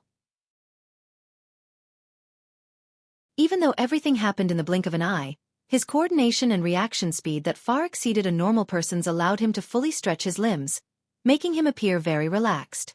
And all of this was projected onto the real battlefield through the feedback of the hero seat's electronic signals. It was also secretly supported by the game effects. The feeling he gave others was that he was calm, confident, and had plenty of spare time. Next, with Xue Lei's cover, he reloaded at a moderate pace, controlled his pace, and took their heads one by one. He looked quiet and cold, and he hit the girl's G-spot. Carefree screams rang out incessantly. Even Ruan Zihue, Qiu Pei, and Tian Si in the Alliance channel were full of praise and excitement. Why didn't I see this before? This scheming man. Mo Peng's heart was burning again. In the past, it was the fire of impatience, but now it was the fire of jealousy. Robio was also scratching his head. I remember that he used to be a super noob. It didn't seem like he was faking it earlier. Fine, I'm impressed by his acting skills. Just as Tian Chi was about to express his emotions, he received an inquiry from his cousin. Tian Chi, is there anyone else in the room who's in the battlefield? Of course not. There are only a few slots. Damn it, I was so focused on looking that I forgot to fight for all the empty slots in front of me. Tian Xi's mind had yet to recover from the shock, and she only cared about feeling upset. Tian Xi asked, "No? Who said, go online just now?" Perhaps it was because girls were more attentive, but Mo Han also responded. That's right, I remember someone saying that. I was right. Tian Chi finally remembered that a few minutes ago, his mind had been completely occupied by the intense battle, and he had no time to pay attention to anything else. When Tian Si reminded him, he found it strange. He went back and flipped through the records, and soon, he found a clue. There's really someone in the battlefield, but he's anonymous in the Alliance channel, and he's offline. Hey, do you have to deceive yourself like this? Who is it? Come out and claim it yourself. Just now, most of the people in the Alliance channel have spoken. Who's the one who hasn't? Mo Peng intentionally spoke in a gloomy manner, but soon, he was unable to hold himself back and laughed. No matter who it is, go and defeat ace student Haya. I'm talking about you, student Shuelei. You can only watch from the sidelines. You can't rely on numbers to win. Which youngster these days was an idiot? Even if Mo Peng left a thin layer of window paper, who wouldn't understand with just a bit of thought? Yu Zheng, this person, really ran into the reality battlefield. Judging from his silent attitude, what he was thinking must be very subtle. Luo Biao was a bit puzzled. He's a VIP too. He couldn't have booked another room, right? The thickness of Yu Zheng's skin had already been tempered. Even though he was mocked coldly, he pretended not to see it. He maintained his silence from beginning to end. It was because of his attitude that Yu Qin and Turner, who were still occasionally interacting with each other, entered an awkward state of silence. On the reality battlefield, Luo Nan suddenly put away his gun and said, "Let's retreat." As he spoke, Luo Nan gave up on the fire control platform, which had already been reloaded with ammunition. He only took his hand cannon, the electromagnetic sniper cannon, and a small amount of ammunition. He turned around and left. Shuelei didn't utter a word. He covered Haya from the side. After abandoning the Fire Eye platform, Haya no longer lived up to his reputation as a heavy firepower expert. His movement speed was quite increased, and he ran madly all the way down the hill. They had just left when a powerful light suddenly flashed in the distant horizon. It was as if a fragment of the sun had been thrown into the mortal world. With just a flash, it smashed where Luo Nan and Shuelei had been. The ground shook, and a pillar of fire erupted from the top of the hill. The abandoned Fire Eye platform, as well as the surrounding corpses that had yet to be refreshed by the system, and the traces of battle, all melted away within the light of the flames. Oh my, a mid-range particle cannon? Area A was in an uproar. As spectators, the most basic preferential treatment was the enjoyment of an omniscient view. As the perspective of the broadcast switched, everyone could see a dazzlingly cool-looking bird-shaped machine 5 kilometers away. It had already raised its wings, and the large metal wings reflected the sunlight. The brightness continued to increase, becoming resplendent and dazzling. The particle cannon just now originated from this, and now it was charging power once more. There was absolutely no such weapon platform in the real world. This was a fantasy weapon. It was one of the options in the game 10 Days in the Wilderness. For the sake of pursuing gameplay and cool feeling, it had the least connection to reality. The official name of the bird-shaped exoskeleton was Phoenix. It was a very typical type. Although it was called a phoenix, it was unable to fly freely in the sky. However, the particle cannon it carried had an extremely long attack range, and its power was enormous. The game system needed to be balanced, so it reduced its attack frequency and obliterated its close combat ability. This could barely be considered a balance. However, there were still many people who were obsessed with the power of mass destruction. They used Phoenix to satisfy their craving. It was not strange for one or two Phoenix to appear in a battle. But the problem was that this Phoenix was clearly still charging power. Another cannon shot came down from midair, chasing after Luo Nan and Shuelei. A sea of fire immediately formed behind the two. They had simply charged out from the flames. How are they so fast? The spectators in Area A were puzzled at first, but they were all in an uproar as the camera moved. There was still one. No, a total of 4 phoenixes. They were separated from Luo Nan and Shuelei by 3 to 5 kilometers. This was an area that the radar could not illuminate. Even a fantasy weapon like the Phoenix would not be able to do so. But reality was that the precision of the 2 cannon shots was remarkable, and there were some clear targets. It didn't make sense. In this hilly terrain, 1 or 2 phoenixes could find the angle, but the others were completely blind. How could they guarantee their precision? Luo Nan and Shuelei could be seen running madly in the reality battlefield while the 4 phoenixes took turns firing their particle cannons. Though they came from different directions, they all maintained an inconceivable degree of accuracy. Luo Nan and Shuelei escaped death time and time again, but their armor was already on the verge of collapse. A godly gunner combination? Look at the list. They're all in the VIP room. Do they have some special function? Most of the spectators were puzzled no matter how they thought about it, but the people in the Allied channel had already obtained the answer through awkward silence. In the end, it was Mo Peng who sneered, "Godly gunner? They're godlike observers." Before his voice fell, Luo Nan, who had been running madly without rest, came to an urgent stop. He seized the gap between the 4 Phoenix particle cannons and raised his hand cannon. The omniscient view showed that the closest Phoenix to him was 1,500 meters away. Gunshots rumbled continuously. 70 meters away, a certain small mound of dirt suffered from concentrated fire. It was instantly plowed by the powerful hand cannon ammunition. What's going on? The group of people had yet to come to a realization when they saw a figure leap out from behind the small mound of dirt. It was a deep blue walker. His speed was extremely fast, and his dodging movements were quite skillful. He ran and jumped, occasionally rolling a few times. His movements were extremely fluid. However, his luck was quite bad when facing Luo Nan, who was already a super god. Luo Nan's last bullet from his hand cannon directly broke through his armor and struck a vital spot. Instant death. Since this attack had been launched for quite some time, it did not count as a combo. The system only responded with a powerless first blood. But the spectators in Area A had already subconsciously leaned toward the most dazzling star on the battlefield by a large margin. They were brought to a small climax. 666. He didn't forget to reap even when fleeing. That bro hid himself quite well. He must have been preparing to nest until the very end. A calamity descended from the heavens. Ah no, a super god descended from the heavens. Ha! Where's the particle cannon? Someone finally discovered the problem. From then on, the second wave of particle cannons formed a deviation that seemed to cross the entire Pacific Ocean. Luo Nan was too lazy to move. He climbed up another mound of high ground and used the electromagnetic cannon to snipe at the phoenixes one by one. 4 phoenixes had already been set up and were still in the charging phase. They became the best targets. 3 phoenixes were blasted away by high explosive rounds in a row. Luo Nan activated his killing mode.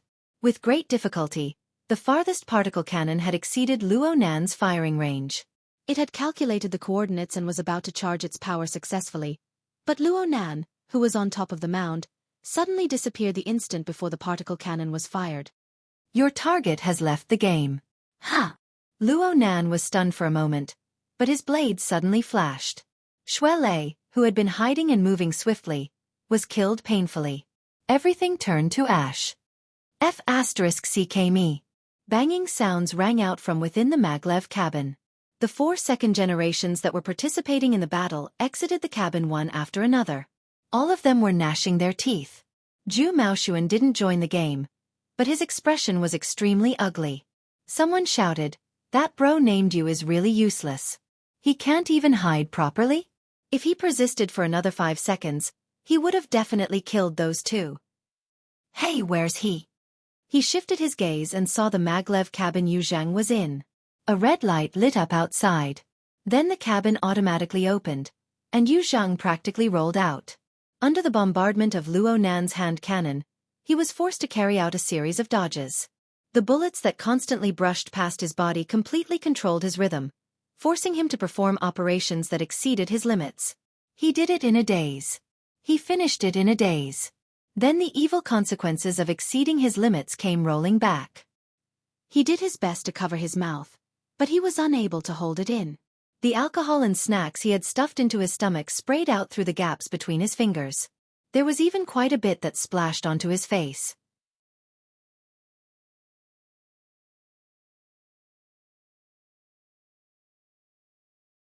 Chapter 402. Super God Haya, who already held the absolute advantage, suddenly logged off. His partner, who was unparalleled in close combat, did the same after killing the last phoenix. This behavior didn't conform to the logic of a normal person. It caused the onlookers in Area A to discuss spiritedly. There were even some who shouted about shady dealings. It was a scene of chaos. The VIP room was also a mess. Yu Zhang struggled in his own vomit. Snot and tears sprayed out. The physiological effects and psychological effects of this were probably the same. The room's self-cleaning system was activated, and a multifunctional robot came up to clean. The group of second-generation kids were avoiding snakes and scorpions. No one could stay in the room any longer. Zhu Ling, who had been sitting on the sofa all this time, stood up and walked outside. "Brother!" Zhu Maoshuan shouted and hurriedly chased after him. Before he left, he instructed Fan Chu, "Take this, brother. No, let's switch rooms first. You watch him. You can go over after you clean up." Zhu Maoshuan didn't pay attention to Fan Chu's reaction after he finished speaking. He directly chased after Zhu Ling. When he reached the door, he saw Zhu Ling communicating with someone through his wristband. He hadn't gone far. Zhu Maoshuan breathed a sigh of relief, but he also had a headache. He hated Luo Nan and Tianxi ever since the disastrous failure of his courtship at Ocean Sky Cloud City. He had been looking for an opportunity to vent his anger.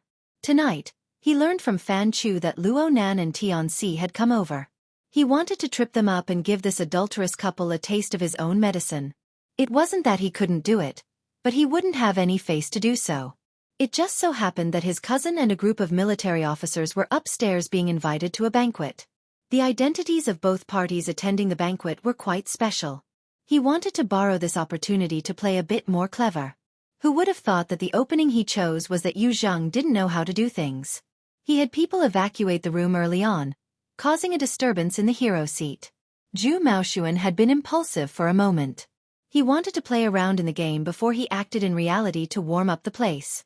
He never expected to be slapped in the face by someone else. There was a risk of failure in all his plans. Zhu Maoshuan was fully aware that his cousin thought highly of himself. Now that he had transferred from the city defense to the field forces, it was time for him to care about his reputation. It wasn't a big deal to help him out normally, but if he did things too viciously, Zhu Maoshuan probably wouldn't put in any effort. His mind was spinning like a windmill, thinking of how to persuade her. Unexpectedly, Zhu Ling glanced at him. When he picked up the phone, he no longer used the guttural ventriloquism that the military was accustomed to. He switched to normal speech mode. "Little brother Wei Can." "Yes, I'm still down at Frost River Reality." Zhu Maoshuan's ears perked up as soon as he heard the 3 words younger brother Wei Can. His plan for tonight's most ideal situation, aside from his older cousin Zhu Ling, also included dragging this younger brother Wei Can into the water. It was just that he wasn't sure if the rumors he'd heard were useful or not. He could only deal with it as a contingency plan. Zhu Ling glanced at him again and said his name. "Yes, it's Maoshuan. There's no need. I'm almost done here. I'll go up immediately." As soon as Zhu Maoshuan heard this, he thought, "This is bad." He didn't care if he would anger Zhu Ling as he gestured repeatedly. Zhu Ling ignored him and continued to exchange pleasantries. Just when Zhu Maoling was about to give up all hope, the topic suddenly changed. "All right, I'll wait for you for a while." Zhu Maoshuan nearly choked and forgot to be happy. Zhu Ling hung up and turned his head to look at Zhu Maoshuan. "Aren't you waiting for him?" Zhu Maoshuan knew that he could not play dumb in front of Zhu Ling, so he no longer concealed it. A happy expression appeared on his face as he cupped his hands in thanks. "It's all thanks to you, brother Ling." Zhu Ling's face was indifferent, but his eyes were very sharp. "That Chen fellow is arrogant to his bones. He never gives favors for free. It seems that he's plotting something big this time." Zhu Maoshuan thought to himself. Nonsense. He's the vice president of the student council. His father is the deputy chief of staff of the city defense army. Everyone knows that he's plotting something when he finds someone from your field army for a drink despite being 2 streets away. Thinking about it, Chen Weican is about to graduate. Perhaps he's starting to pave the way for his future? He's not going to continue his studies and is going to develop his career in the military? Zhu Maoshuan didn't care about what Chen Weican was plotting. He only cared about tonight's grand plan to trample on people. He only cared about whether or not it would be carried out smoothly. He laughed mischievously. "I invited him to drink some wine and meet his underlings. What kind of favor is that?" Zhu Ling stared at him. "What about going a step further?" Zhu Maoshuan gave a crafty smile. "That's what I owe you, brother Ling." Seeing him like this, Zhu Ling suddenly laughed. "All right, it just so happens that there's something I need your help with." Zhu Maoshuan's heart was empty, but he quickly patted his chest. "Brother Ling, I will absolutely not discount your orders." As they were speaking, The door to the VIP room in the back opened. Fan Chu hurriedly came out and saw his brothers chatting outside the door. He was a bit embarrassed, but he forced a smile and dodged towards the corridor. Zhu Maoxuan was a bit annoyed when he saw this. "What are you doing? Didn't I tell you to change rooms?" Fan Chu hurriedly said, "Young Master Sun, I'm going to handle this matter. Please wait a moment. What about that Yu Zheng in the room? I've already called someone. Here, they're coming. I guarantee that they'll sober him up quickly and clean him up." Zhu Maoxuan saw that there really was a waiter coming over. He grunted and raised his chin, telling Fan Chu to get lost. Zhu Ling muttered to himself in silence while Zhu Maoxuan was berating Fan Chu. It wasn't until the waiter walked past him and entered the VIP room that he opened his mouth and said, "In a moment before Chen Weiken arrives, go to that room." "Not together? No. You go first. You go together with that Yu Zheng."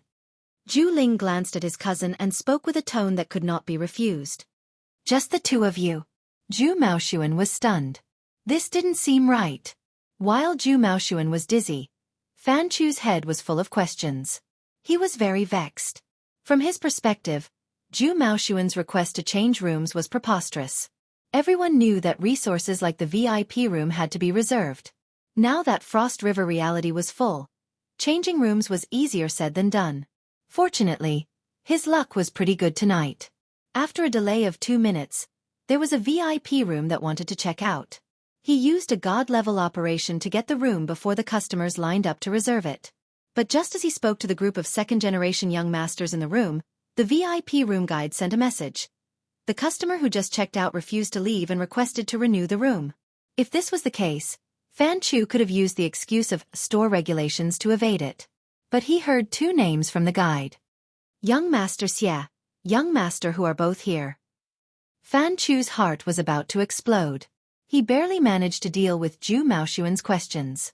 He took a few steps around the corridor and arrived outside the Frost 7 room. The door to the VIP room was wide open.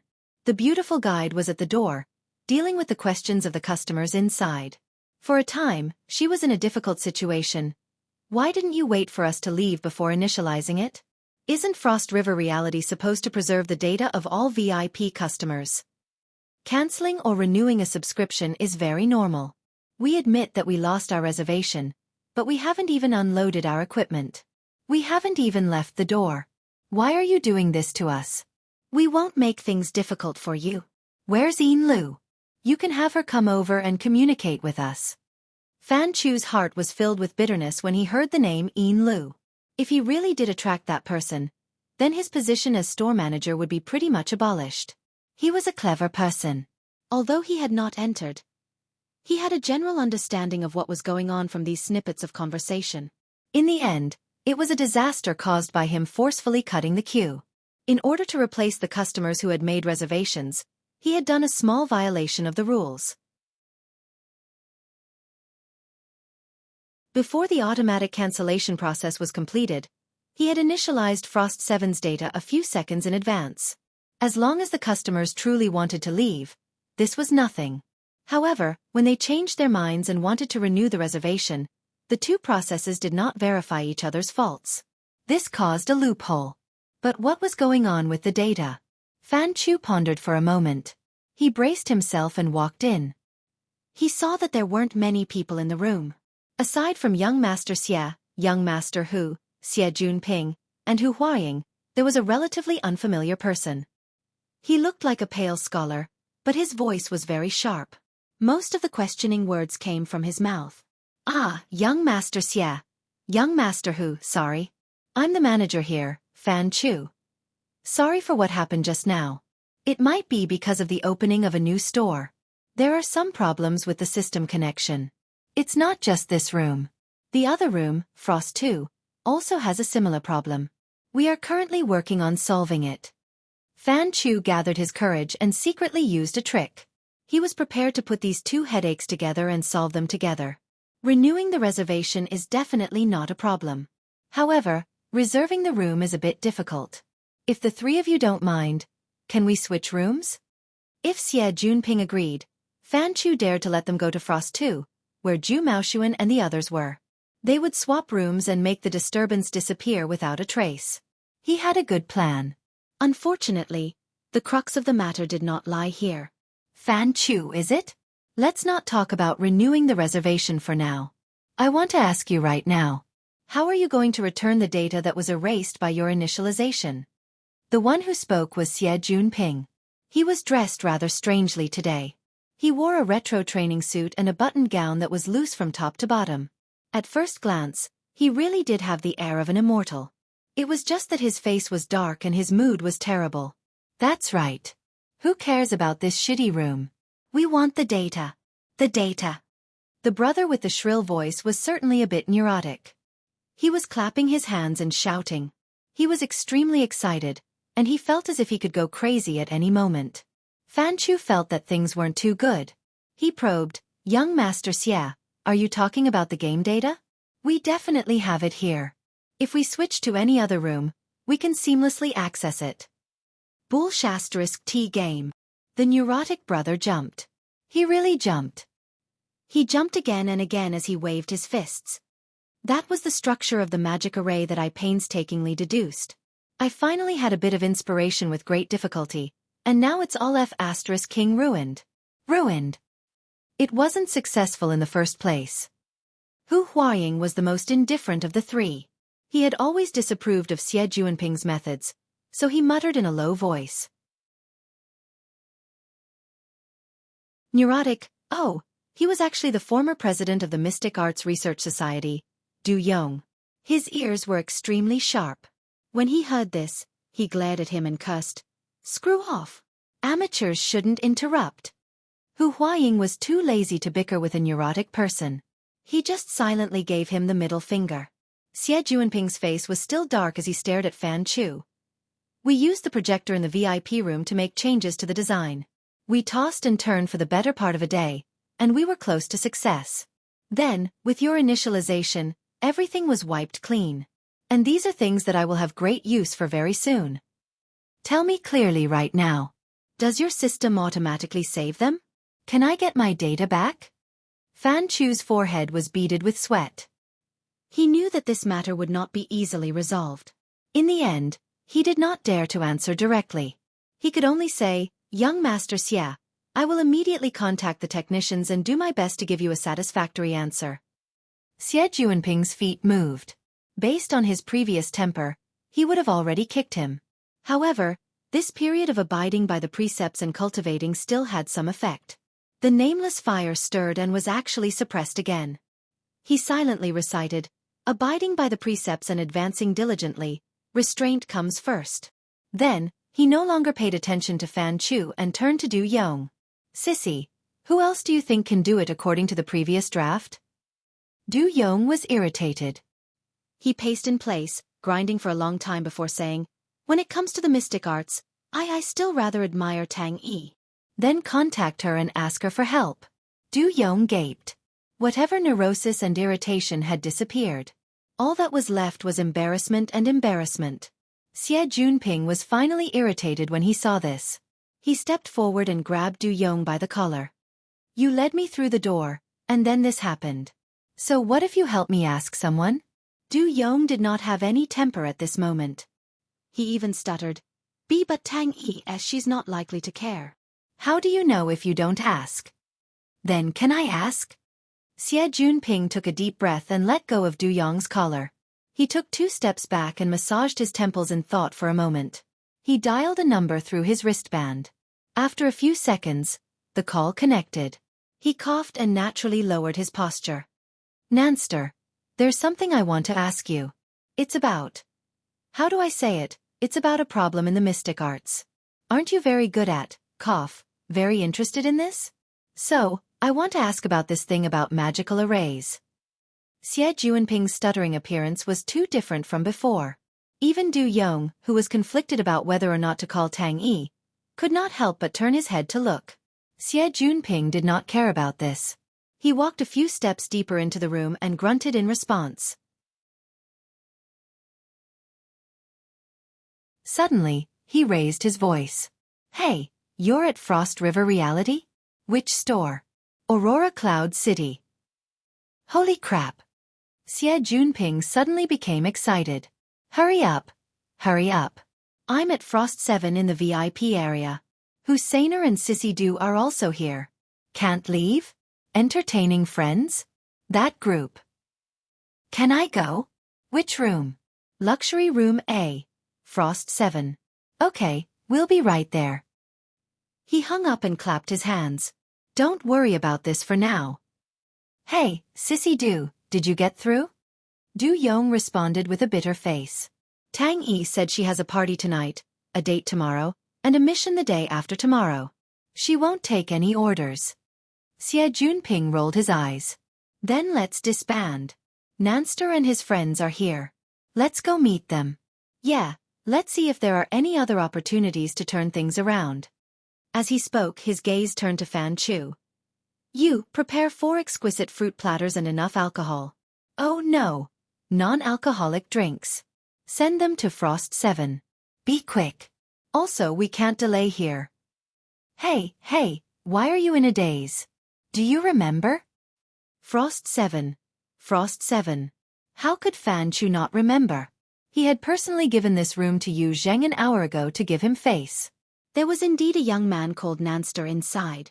He was Zhu Maoshuan's target tonight. And he was also deeply involved in it. Fan Chu's mind buzzed. Every word that entered his ears seemed to carry a tone of ridicule.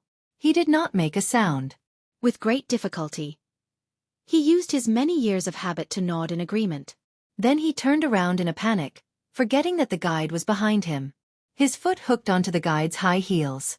His body instantly lost balance and he fell forward. Ah! The guide cried out involuntarily.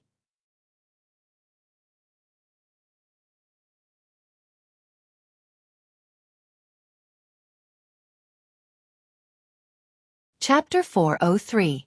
A magical array? Luonen hung up. He was still a bit confused for a time. He did not find it strange that Xie Junping had appeared in Frost River reality. However, he had not understood the logic behind the topic of mystic arts. Speaking of the mystic arts and magical arrays, Luo Nan could transfer a few people to teach Xie Junping with his current connections. But with the difference in understanding between the inner world and the secular world, Luo Nan could not afford to make a fool of himself in the end.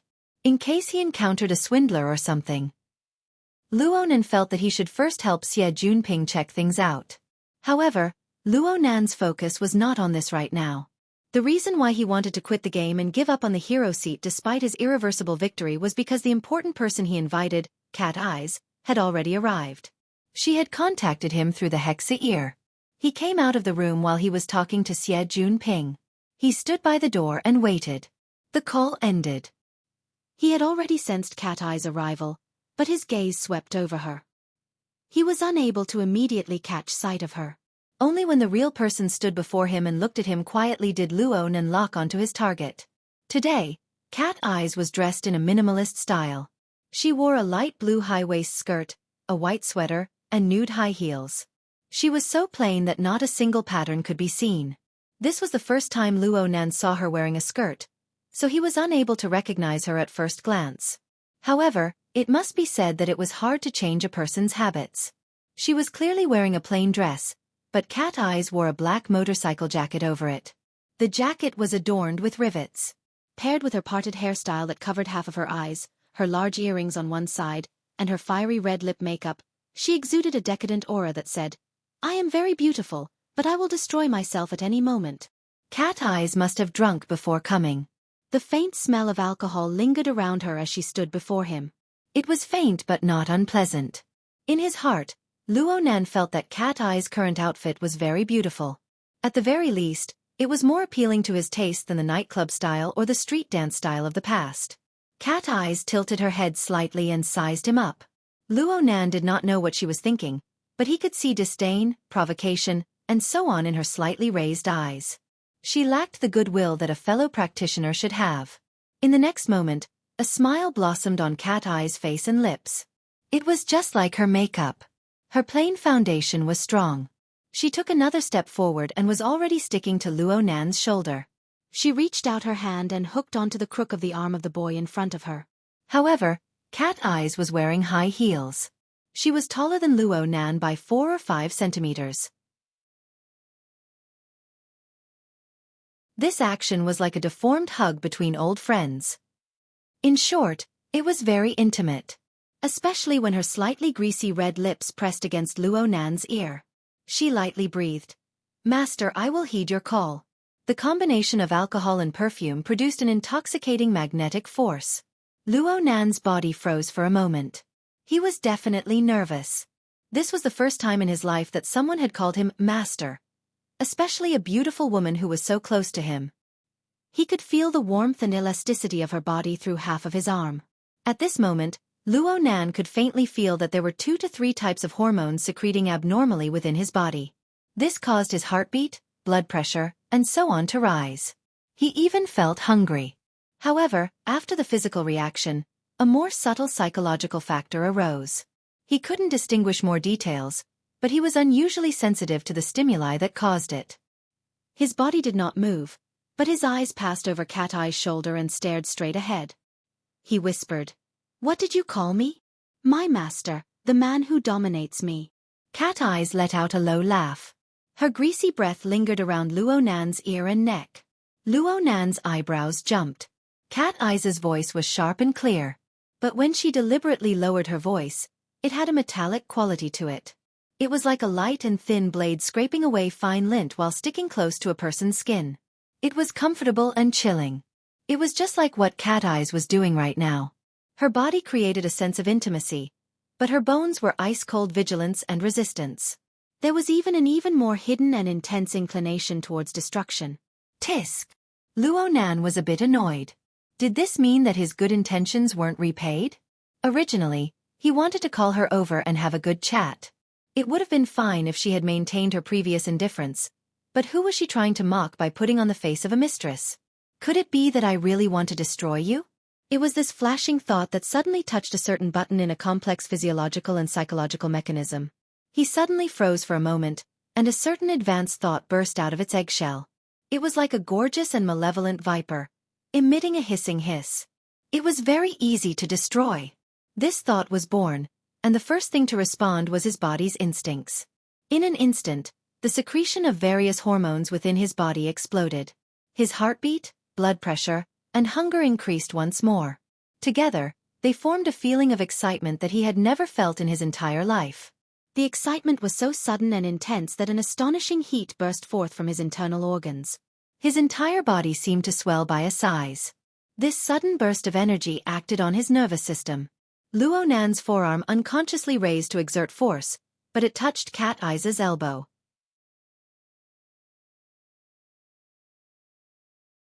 He subconsciously closed his fingers and firmly grasped it. The motorcycle jacket was embedded with rivets in this position. The metal granules pressed into his palm, giving him a bit of pain. Cat Eyes' mocking name came in a 3-hit combo at this time. "Master, what do you need?" Heh. Luo Nan looked straight ahead. He did not look at Cat Eyes, and he only let Cat Eyes see his side profile. After a hot and dry breath, the corners of his lips curled up. He exerted a bit of strength in his cheeks, but it was nothing compared to the restlessness of the living starry sky. The stimulation from the slight pain in his palm forced out a fidgety and unyielding emotion. It was like a fireball, the sound of it piercing straight into the sky. It burned the living starry sky, causing all the stars in the sky to lose their color. The others were fine, but the life sketches of the believers who were closely related to him had minute deformations. There was the possibility of them becoming chaotic and unbalanced in the next moment. Cat Eyes was not the only one affected by this. Luo Nan finally sensed that something was wrong. His thoughts changed once more, and his impulsive emotions submerged. Only then did he put an end to the surging waves of the living starry sky.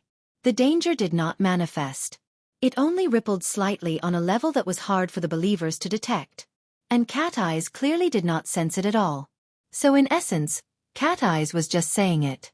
She was powerless against her own fate. How pitiful! The restless emotions were suppressed, and Luo Nan recovered his usual way of thinking. He targeted Cat Eyes, and there was even a faint feeling of pity. TSK, this description was far too hypocritical. In any case, Luo Nan temporarily erased those extreme thoughts. The difference in the positioning of the living starry sky naturally pushed his state of mind to a higher level. It erased most of his misgivings, allowing him to speak more leisurely and casually. Let's call you something else. This name is too funny. Cat Eyes did not know that a deadly storm had silently arisen in the space of a single breath. It had silently dispersed. Her heart was filled with negative emotions, but they were pushed to her face. They transformed into endless mockery and stimulation. So my boss. Up to you. Luo Nan actually had some self-awareness of being a boss. Perhaps in Cat Eye's eyes, he had a similar image. There was no point in forcefully seeking to change it. He was still holding Cat Eye's elbow at this time, and the two's bodies were pressed together in a more powerful manner.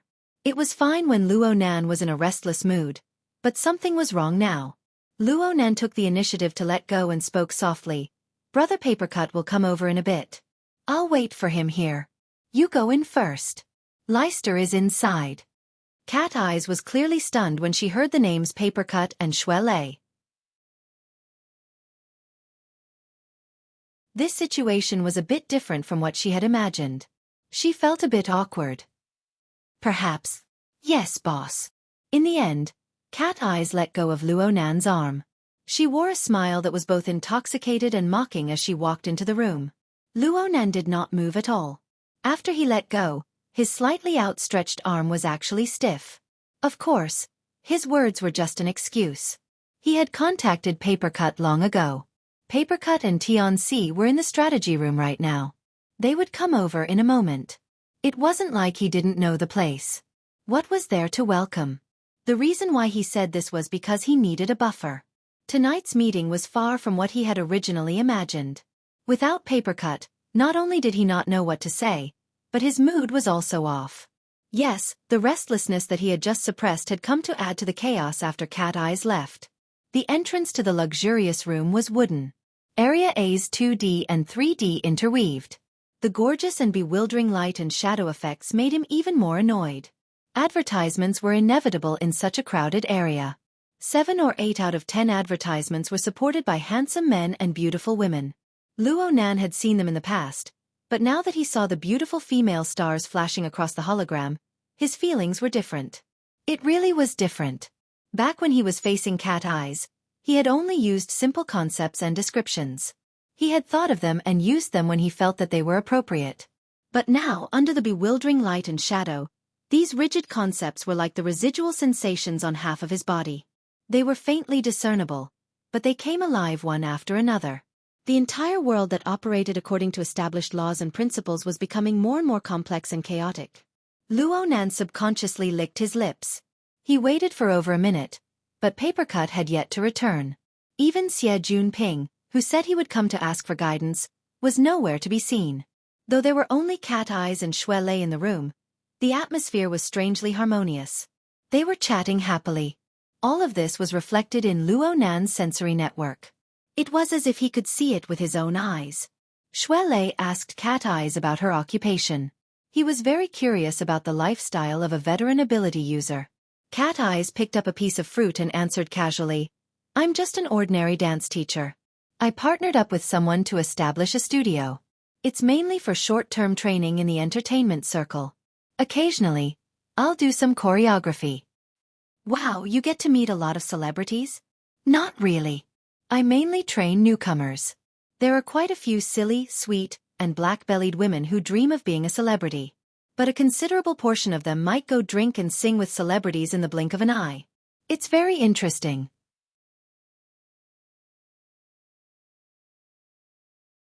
Cat Eyes said to Shui Lei with a smile, "If you have the time, you can come to my place to earn some extra money. You can get to know some pretty girls." She gestured to Shui Lei, "A young, strong and fit coach like you. Those women would love nothing more than to swallow you whole." Shui Lei's face immediately flushed red. He waved his hand over and over. I don't know how to dance." Traditional martial arts routines are also a type of dance. Even though live-action movies have declined, there has always been a market for superpowers, martial arts, and the like. Many management companies have a demand in this area. I still have to go help out with the gym master." Shui Lei still couldn't quite accept such a dirty topic. He found an excuse for himself with great difficulty, but the heavens knew that Divine Yu Gym was about to close down. What else could he help out with? Cat Eyes went, "Oh, I have an impression that you came from a Daoguan. Do you want to open a Daoguan and accept disciples in the future?" "Yeah, that would be extremely ideal for me. Like the gym master, or like the society's Mr. Giant Arm." They were already talking about their ideals. It shouldn't be a problem to go in, right? Luo Nan took a deep breath, put on an indifferent expression, and walked into the room. Cat Eyes saw Luo Nan enter, but she pretended not to see him. Her behavior was completely different from her intimate behavior outside. On the other hand, Xue Lei let out a long breath. His tall and sturdy body shrunk into the sofa, indicating that he couldn't handle this big sister. It was better for Nanster to do it. Other than the luxurious seats under the suitcases, there was also a sofa in the corner of the large luxurious room used for conversation. Right now, Xue Lei and Cat Eyes were sitting on either side of the sofa in the corner. Cat Eyes was in the middle, and Xue Lei was in the corner, maintaining a polite social distance. Luo Nan looked around and walked over. He wanted to sit next to Xue Lei when he started walking, but in the blink of an eye, he had already bypassed the coffee table and walked to the middle seat. He was going to sit together with Cat Eyes. Xue Lei didn't think too much about it. He picked up a canned drink from the coffee table and tossed it over. He said, "You haven't even eaten the fruit platter yet. If you put any more, the taste will change." Luo Nan caught the drink and conveniently sat next to Cat Eyes. The sofa must have been too soft. His body sunk down the moment he sat down. The polite distance between them suddenly shortened by quite a bit. When he stretched his body to grab the fruit, he was once again pressed against Cat Eyes' body. He didn't know where he touched, but he felt as if his shoulder and elbow had been electrified. Moreover, perhaps it was the stimulation of the gastric juices, but his mouth was secreting large amounts of saliva.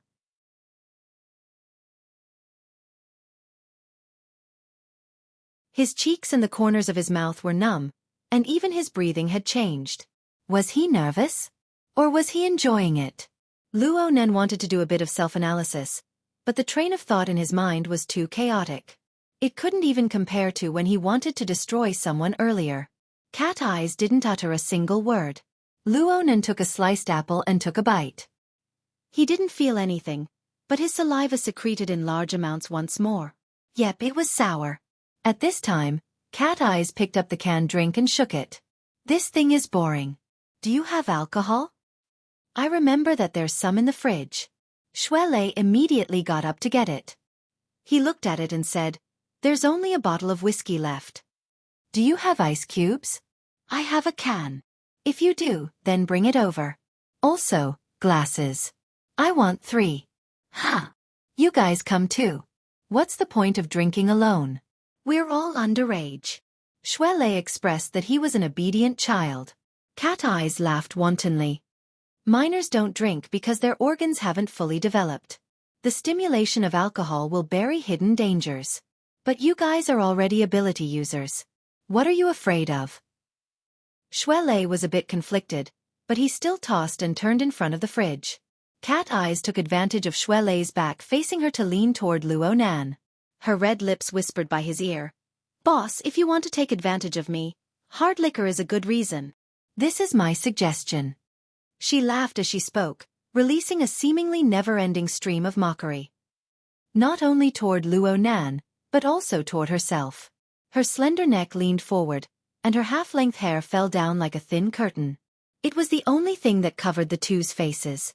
The fragrance and smell of alcohol entered his nose in the most direct way.